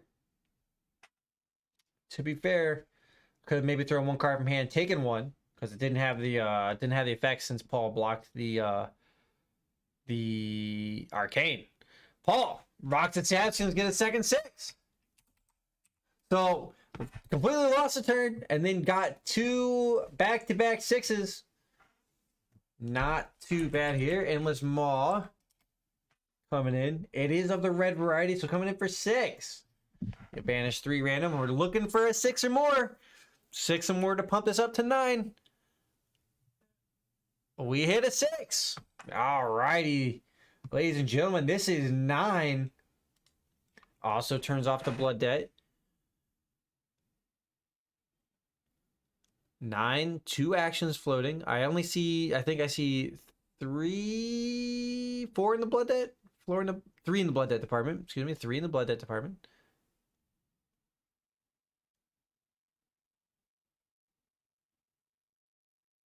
Now, actually, this is going to make Freddy I have to have some serious considerations here because this is potentially a very meaty turn. Paul would have loved to have seen that ghostly visit get banished. Freddy blocks 6, takes 3. Falls to 16. 16 all. It's gonna mean, and then we get the claw. Just a claw for 3. Technically has, no, he didn't discard, so Freddy will take the 3, and that will be it for Paul's turn. So Paul got himself a life total advantage. Now Freddy's Skullcap blocks for 2. Freddy just reads the runes, stacks up again, trying to go for another one of those big old attacks that we saw earlier. Makes 3, passes away. So Paul, tempo turn. Your opponent set up. What can you do to threaten? Needs to keep making sure he shuts off this blood debt. Definitely needs to make sure. We see a Dread Screamer. That's a great way to try it. Dread Screamer, the blue variety. 4. Need a 6 banish to give it go again. A lot of good hits on this one. Finds it. Beast Within. And the ghostly visit goes. Let's go. Great stuff there. 4. No block here from Freddy. Takes the 4. Goes to 9. And now Paul is just going to keep trying to lay the damage on. He's trying to go brute. He's trying to rage out. Maybe claws again. Well, hasn't discarded 6. I don't have a go again just yet. But trying to rage out. Could always fire off the Scaskins. Oh, he's doing it. Let's go, baby. Looking for 2. Looking for 4 or greater. Oh, my God. Finds another 6. Wow. 3 actions. Sometimes you just get there. You just get lucky. Paul up to 3 actions. Yet again. Ghostly visit. This one's coming in for 4. You gotta love it. Oh man. Now if Paul just finds a way to draw some cards, it'll be crazy good. Freddy blocks 3, takes 1, thanks to the Skullcap Grasp. Puts him down to 8. Getting some spooky territory here. Freddy goes in with the claw. 1 action remaining. No block there from Freddy. There's no go again on that one. Ooh, let me get the claw on screen for you. Claw! Oh, and another ghostly visit from the hand for 4. Freddy would be looking at 1. He does. He goes to 1. Wow. Oh my Lanta, 16-1 for our Brute player. Does Brute take down Runeblade.tcg? Mordred tied on Freddy's turn. Gets an extra 1 on the Sonata. Hey, it's still very possible here for Freddy to take it. Goes up to 5 rune chance. We got an attack, non-attack. Meet and greets the call. I like it. That's going to give Freddy go again. Sonata 1 arcane. Now, if Paul is smart, or not smart, but if Paul has 2 blue, double blue pitch in hand, he could theoretically block all of the arcane here. But Paul takes the 1. Falls to 15. Means meet and greet is going to have go again. When Freddy decides to play it. Guaranteed already. Now, we got to keep in mind, Paul has a lot of blood debt cards in there. So he can't really afford to just take it. Ooh, Maurian Skies. I mean, we knew he drew so many of them. If it hits, 3 more rune chance and go again. With a drawn to the dark dimension. Oh boy, this is getting huge. Because Freddy gets to draw a card on there too. 3 physical, 7 arcane. That's 10 damage total. And it has go again. When it hits, it will make 3 more rune chance. I think Paul is going to block. He's going to have to take the 7 arcane and block the 3 physical. For sure.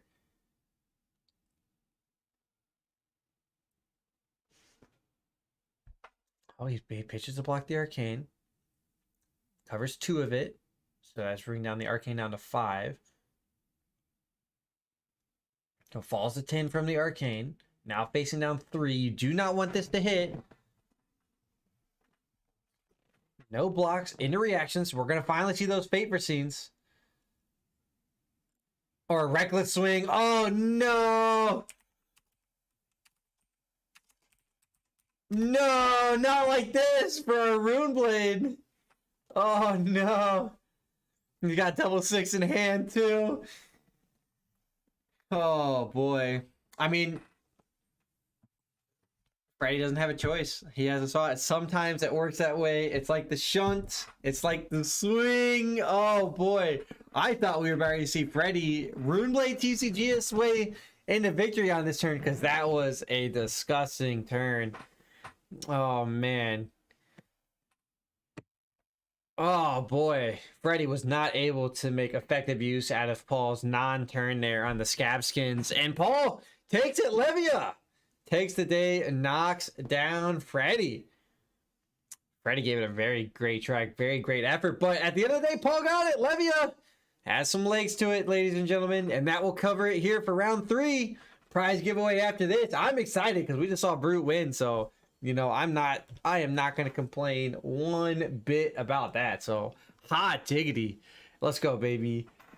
Catch you guys quick, fast, in a hurry. Don't go anywhere. Round 3. Well, okay, I shouldn't say quick, fast, in a hurry. Let me check what we got on the results. We got 2 in. We're waiting on 3, and they have 20 minutes left. So, it might be a minute. But, hit me up in the chat here if you got anything. I'll keep an eye on that, and we can talk Flesh and Blood. We can talk F1. We can talk football, baby. Go Bengals. Or whatever it is. So, but for now, give or take 20 minutes, prize support giveaway, and round 4 after that. So, we're rocking and rolling, having a great time. So, don't go anywhere. We enjoy having you guys here. And I'll catch you on the flip side.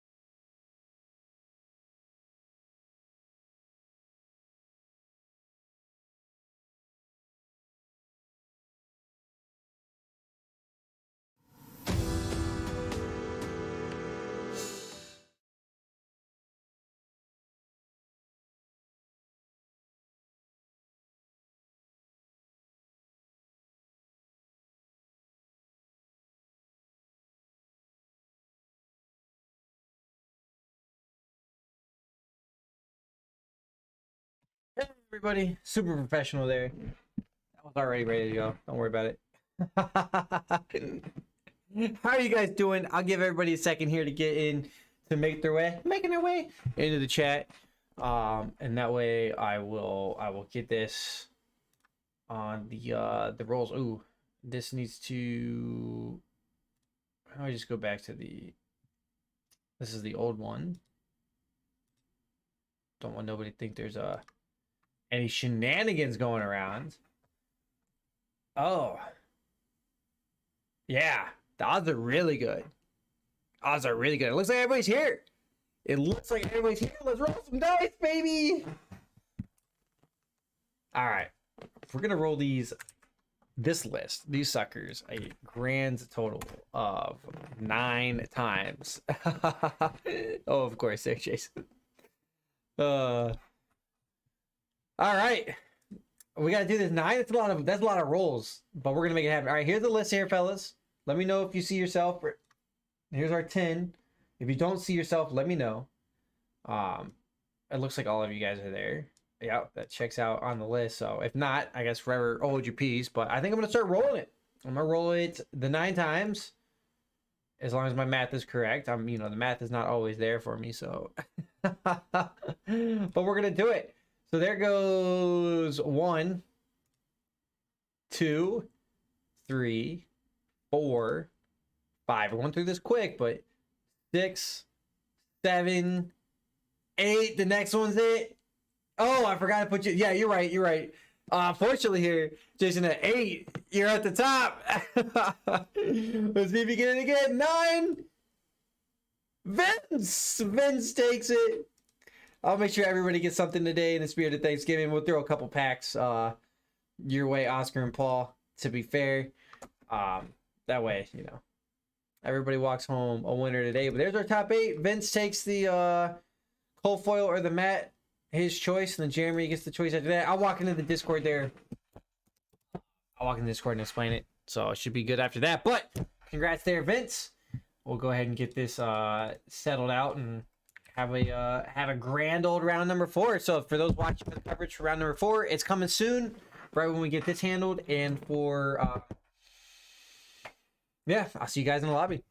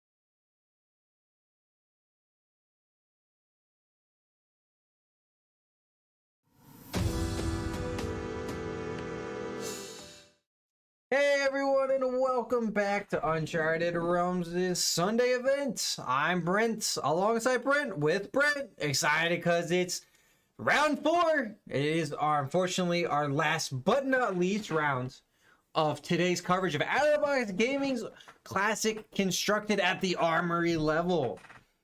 Out of the Box Gaming is a store local to Thomasville, North Carolina. They specialize in sealed and draft in-store play, and they have a marketplace for trading card singles. Not only Flab, did I say Flab? Not only Fab, Flesh and Blood, but also the Pokemons and the Yu-Gi-Ohs. I know they also have Meta sealed products for those of you hunting for that, and that's first edition. For those of you still hunting for that, they do have some. So check out Out of the Box at outoftheboxgaming.com. So round 4, we see David throwing back in to the gauntlet against Ryan, who makes his way for the first time today. Ryan going first in our matchup here. It's the Briar v. Briar Mirror matchup. Now, these Briars are likely a little bit different here.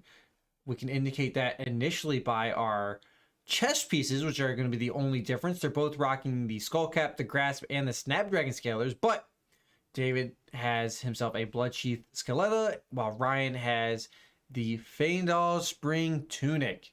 Now, I do know David is a little bit of a mixture Briar, and we will see if what Ryan brought today on the Briar. There we go. Get those names out of the way. Ryan's gonna start with the Grasp, so he's our turn 1 player. Just gonna likely try to get some arcane damage in. He makes up a rune chant. He could also just not do anything. He could just leave the 1 rune chant and pass the turn if he really wants to. He's likely pitching another 3 to make, or another 2 to make another Grasp.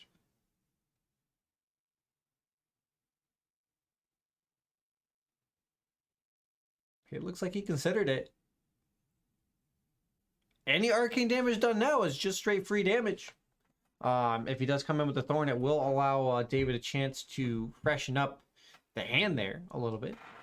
Now, I'm actually also not against just super sending it turn 1 against Briar, because you never know if they have just a hand of just non-blocks. They really could have a hand of just 4 block. They really could. Double Ball Lightning into a lightning attack action and or another non-attack action.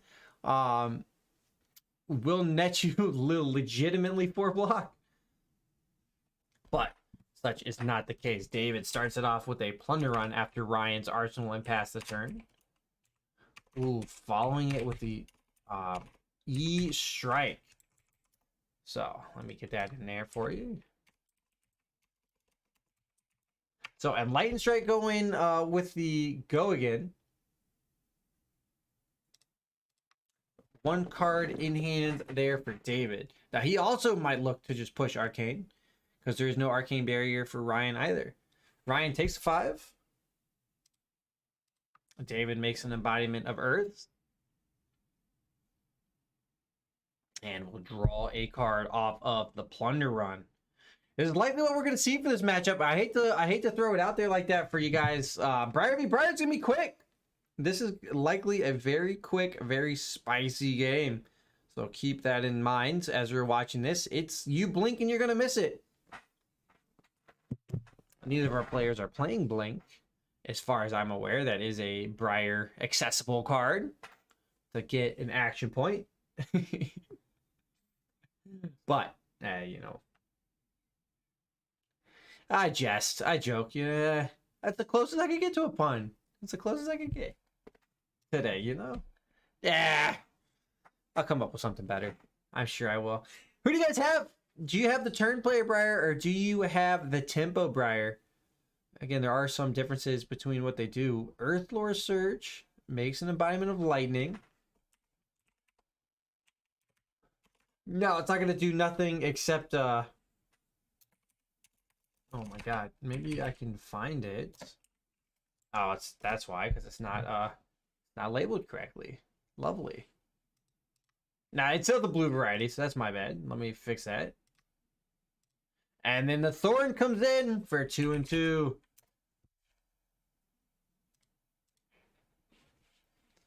So Ryan takes 4. Follows the 31. David commanding life total lead to start it off. Still has that embodiment, because embodiment of lightning, thanks to the Briar ability there. We'll get that up so you guys can see it there. He played 2 non-attack action cards, so he was able to create an embodiment of lightning token. Let's see if I have it. I do. Lovely. Whenever you play an attack action card, that's why the Rosetta Thorn did not break it. So here we go. Ryan's turn now. Plunder Run out of Arsenal means going to be +3 to his next next attack action card. Followed it with a Sonata to make the embodiment of lightning. It did hit. Brings a card to the hand.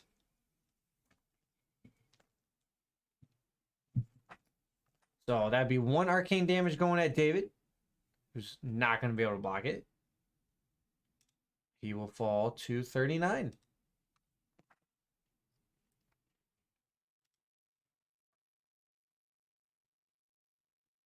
Ryan's next attack will get go again on that embodiment, and he's going to be able to string together something pretty decent. I think that was... I didn't quite catch the card I put in hand, but I thought...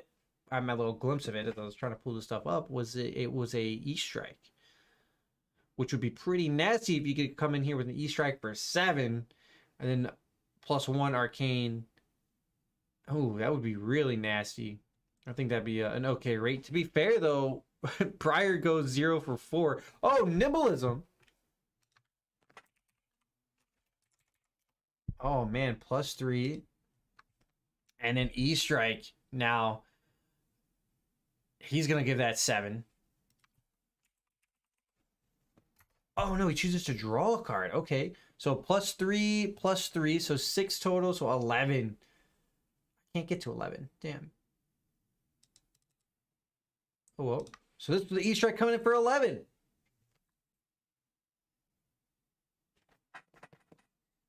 And 1 arcane.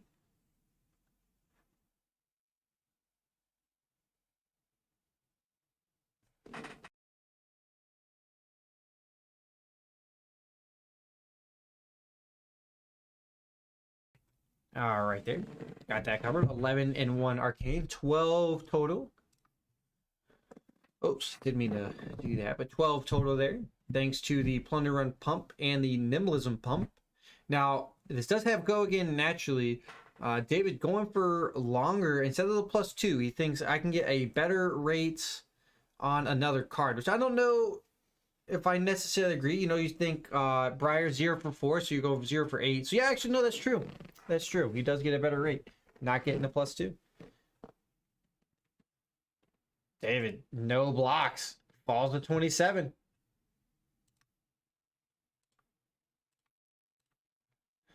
Spicy. We wait for Ryan's next turn here. That had go again thanks to the embodiment of lightning. Draws a card from the Plunder Run.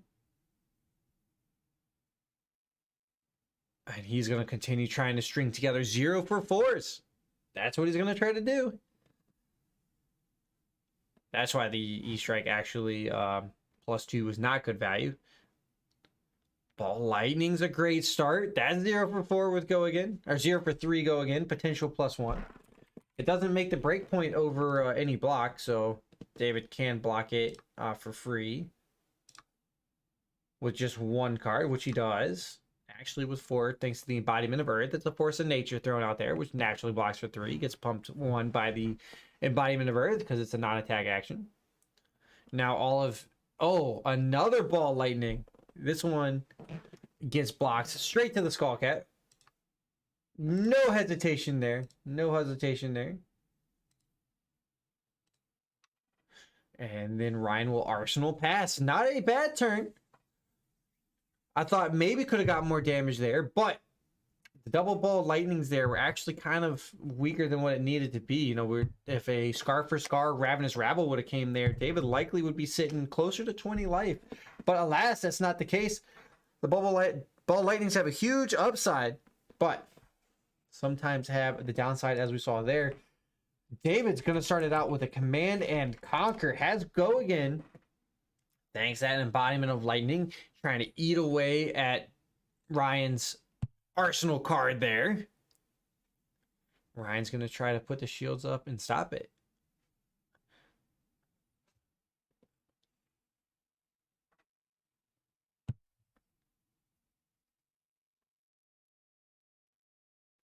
So embodiment of lightning.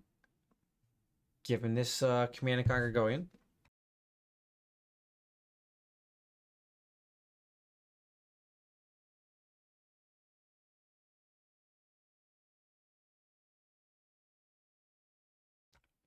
Little clarification on the embodiment of lightnings there for Ryan. So 6 go again on this command and conquer. Now Ryan does have his own embodiment of earth, so he will be able to throw a card out, or 2 non-attack actions if he wants to, or an attack action card to block it. Remember though, Briar does sometimes run into the problem of just not having any block.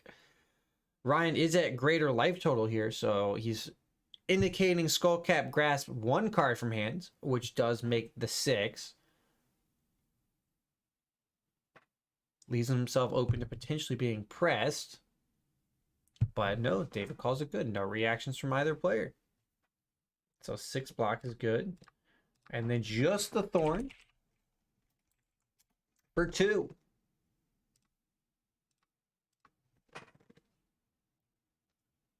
Ryan's going to take it. No surprise there. Doesn't have any on-hit effects. It's just some damage. Use your life total as a resource. Keep your production going in your cards in your hand. David arsenals his last card in his hand, speaking of. And we move into David's turn. 3 cards in hand, 1 in arsenal to work with. David represented 8 damage that turn, which got blocked rather well. Red plunder run out of arsenal though. Ryan is just putting the pressure on. That's his second red one. So eventually he's going to run out of these. But for now, this is definitely his ball game. Now we're seeing the difference between David's list and Ryan's list, where David has some of those earth cards thrown in with the Force of Natures, the Bramble Sparks, and the Channel, as David's trying to go a little bit higher over the top. So this is a snatch for 7. On hit, draw a card. It does not have go again right now. So Ryan will have to Snapdragon this.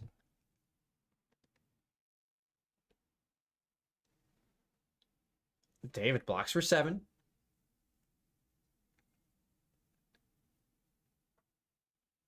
And actually, Razor's Reflexes will not have to Snapdragon that. Uses the Razors off the Tunic. That's going to give it go again. And pump it up by 3 damage. So up to 10. David's going to take 3. Fall to 24.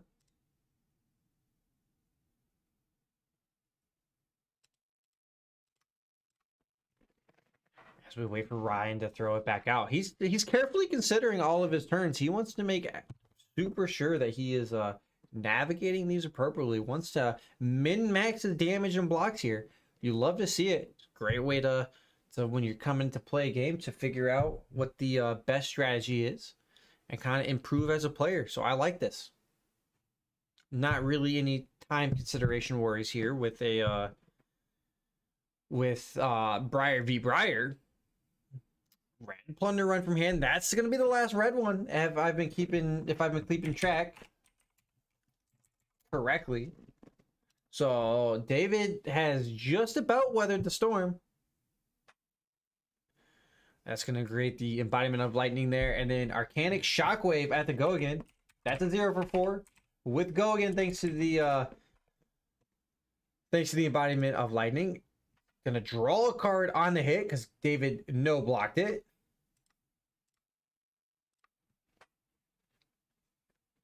And Ryan will continue the turn. Embodiment of Earth there. Nimblism. Just strings together the same thing. You've seen it once, you've seen it twice. I tell you what. And then another Arcanic Shockwave, this time for 7. I tell you, these things, you just, as rinse repeat. It's like we're watching a replay. Arcanic Shockwave there. No blocks there from David. Falls to 13.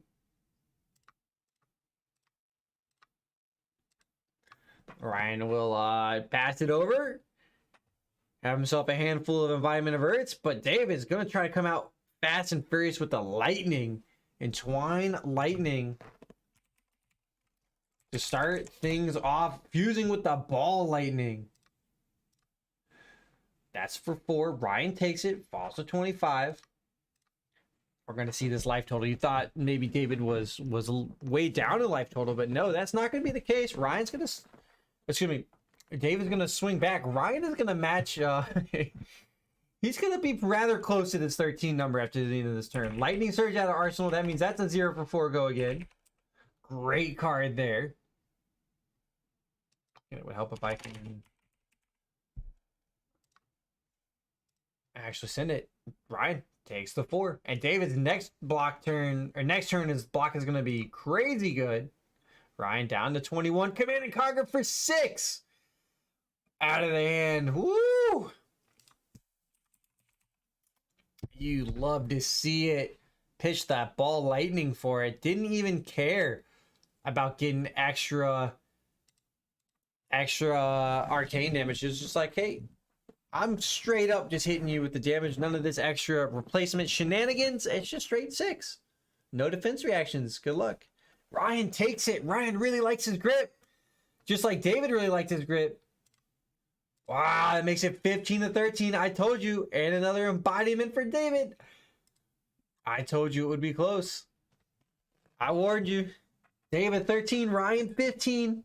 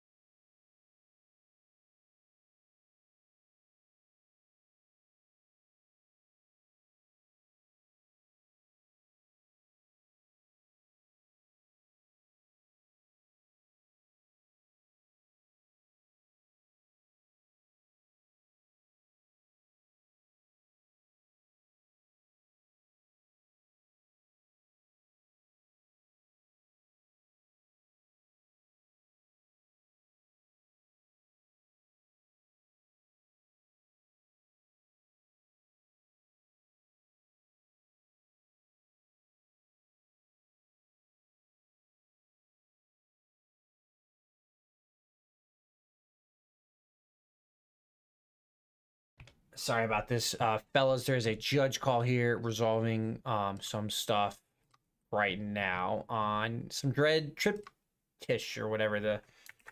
You gotta love the card. It is absolutely wild. So give me a second here, and then we'll get back to table 1.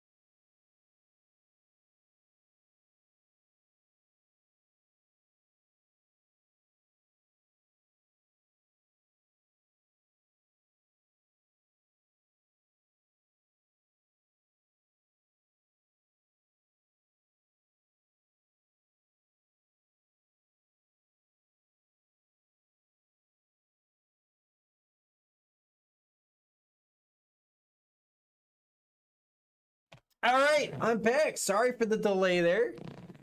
Sorry for anybody there. We're going into Ryan's turn after an explosive lightning throwing shenanigans there from David. The questions was from the Dread Triptych. However you pronounce it. Questions about arcane damage from a rune chant that already existed when it's played. So it does, according to the release notes, it does trigger a second ability should that arcane damage come across. It might. I would have to probably double check the judge form to see if that ever got updated. It might have actually, now that I consider it. But we just default to the release notes right now while we're in the middle of an event, and I will double check on that one later. So Ryan came in with a Plunder Run Ravenous. And this should be coming in for 4, I believe. Gets straight blocked up. Thanks to those, I mean, didn't even use the embodiment of verse. Ball, lightning, red after that. Oh, man. +1 if it hits and draw a card.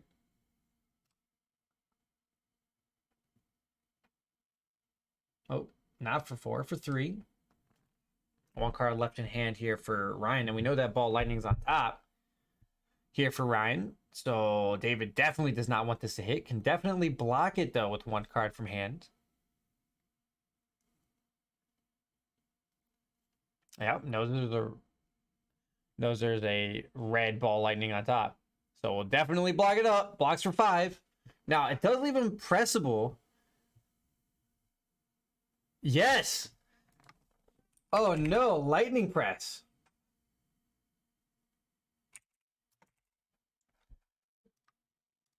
That is gonna plus it up to 6.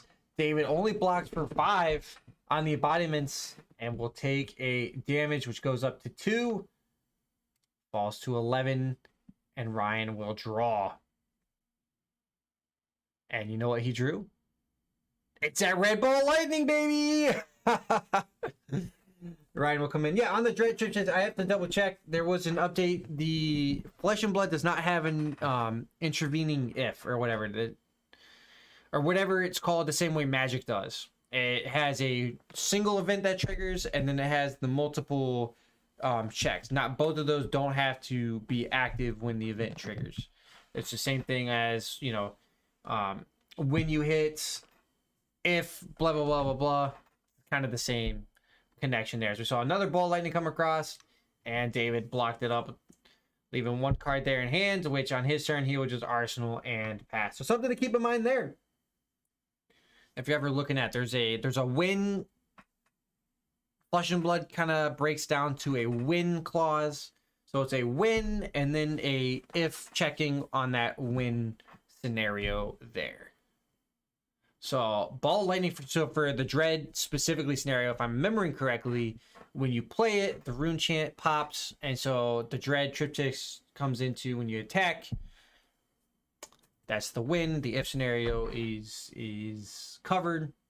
Everything's good to go when that triggers up there. So Ryan had a complete, as long as I remember correctly, I could be a little bit wrong on the sequencing, but it works out to the same way. Yellow ball lightning into Ravenous Rabble. That was a blue on top though, so only coming in for 2 on this Ravenous Rabble. So not exactly the best attacks here for Ryan after his tempo turn, but he is going to try to make the best of it that he can. Remember, neither of these players are really rocking Arcane Barrier besides the Skull Cap, and pitching 3 to block 1 or 2 is not very effective. So keep that in mind. That could be something both these players could lean on later on into the game. David blocks 2 with the equipment, and so Ryan comes in Scar for a Scar. No go again there, but just coming in for 4. No blocks from David. No reactions from Ryan. David falls to 7. Ryan arsenals and passes away. 15-7. Ryan takes a double life lead on his opponent. He is twice as much life. David gonna try to answer back on this one, though. He has cards to do it. So we'll see if he's got some crazy shenanigans. Bramble Spark, is it gonna be fused? No, no +3 for that.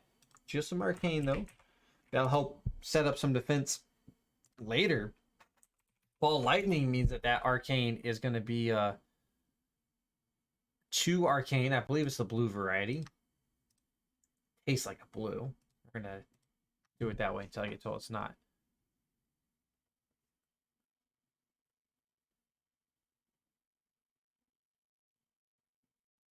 Yep, it's 2 and 2. So 2 arcane damage. Ryan will take. Down to 13. And 2 physical coming in, which will it'll block 1, take 2.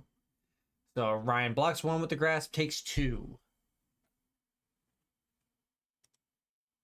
Thanks to the Ball Lightning effect. So pretty good look so far here for David. 7 to 11, already knocked it down within 4 on the life total. That's a 0 for 4 card from hand. You know, that's simple enough as it is. Now, David's not likely going to be able to threaten lethal this turn, which means Ryan can just take what he wants to take and go at Snatch. That's a 0 for 4. I stay corrected. We may be able to see Ryan threaten lethal. Because of the Snatch. Oh. They're going to have that Snapdragon Scalers potentially there to be able to come across over on top of it. If Ryan takes his 4, he falls to 7. Then David draws a card. And if he has 2 0 for 4s, 1 off the draw, 1 in hand, he threatens the lethal. I guess 1 over. Ryan takes it. Risking it for the biscuit. 7 to 7.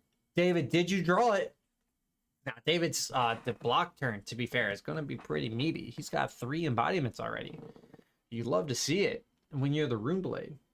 He's going to try to throw down on the defense, too. Try to survive. 7 to 7. Ryan's kept everything in hand so far. Exude Confidence. 1 card in hand. That is not going to do it. That's only coming in for 4. Ryan can no block that one and will not die guaranteed here. So Ryan's going to have complete tempo back on his turn should he want it. I think he will. He should. Takes it. No blocks. Down to 3. That makes 4 embodiments total for David, who's going to arsenal a card and pass the turn. So we got 7 to 3. Going into Ryan's turn, 4 cards in hand, 1 card in arsenal, Tunic at 3. Boy, this is for all the, I think all the marbles right here on this turn. Deciding turn right here, ladies and gentlemen.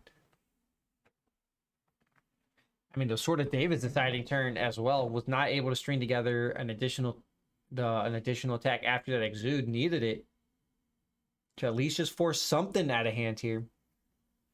But now you're staring down a very meaty load. That's what she said. Anyways, 7 to 3. Ryan's considering figuring out how he wants to navigate this turn, how he wants to throw down, do it across.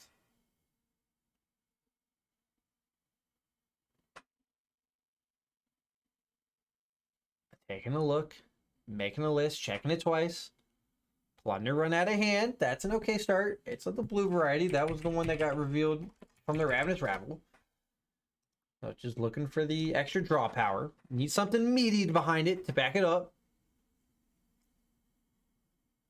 Has an extra resource off the Tunic. Remember, should he need it to come in with the Thorn for 2 and 2. Scarf for 4. Has to go again, thanks to the fact that Ryan has less life. Wonderful there. It's a great start. David, though, he says, nah, baby. Blocking for 6. Thanks to that 4 embodiments.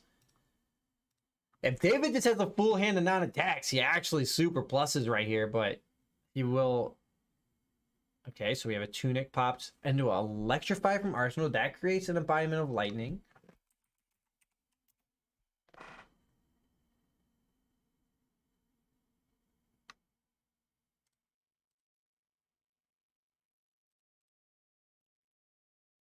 So Electrify there. Next attack action card that hits deals 3 damage and will draw a card.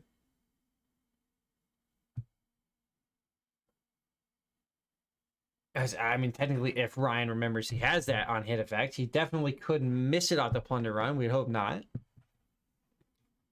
Crucially, though, that creates the embodiment of lightning. And that extra damage is crazy. Now, Ryan recycled that card because it did draw, because it came out of Arsenal. So he's got a lot still to work with. Electrify is kind of one of those tech choices Briars like to make. I think it's going to shape out pretty well here, potentially. Ryan taking his time with this, though. Doesn't want to overdo it. Still has a Snapdragon as well for future stuff. Strike should be for, well, maybe draw a card here. He does. Strike, draw a card.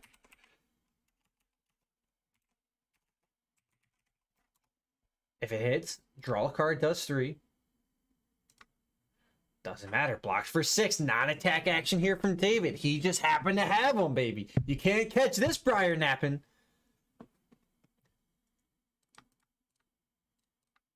David doing this wonderfully. Ryan now can continue going. Ravenous Rabble. Revealing a Ravenous Rabble. So that Ravenous comes in for 4. I think Ryan's forgotten about his draw effect.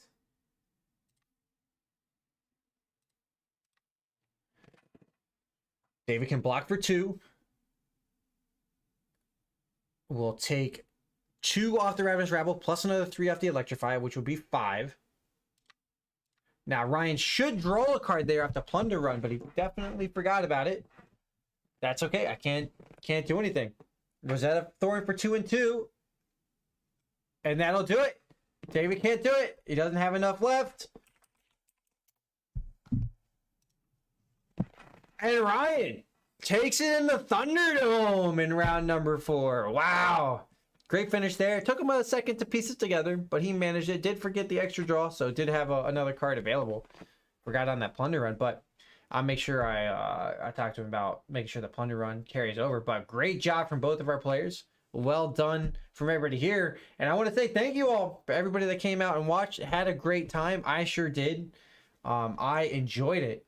So I enjoy having you guys there. And it's always awesome to see you guys come and hang out and just enjoy and just have a good time. It's Runeblade, TCG, and Classic Constructed. I know that's maybe turning people off, but as you can tell from some of these decks, there are answers to it. There are answers to it, so don't be too disheartened of it. If you enjoyed what you saw, hit that like button, hit that Discord link, and come hang out and come join one of our events. We'd love to have you. We'd love to see you, and we'd love to just see you in chat. If you can't make an event, come and tell us how you're doing. Tell us what you think the game's gonna go, and hit me with those juicy stories about other local events. So, spread the word. Spread the word around on what's going on in your area. But that closes it out here for Out of the Box Gaming's Armory Classic Constructed. I'm Brent, and on behalf of James and John and myself, we want to thank you all for coming out. We appreciate you being here, and we'll catch you guys next time.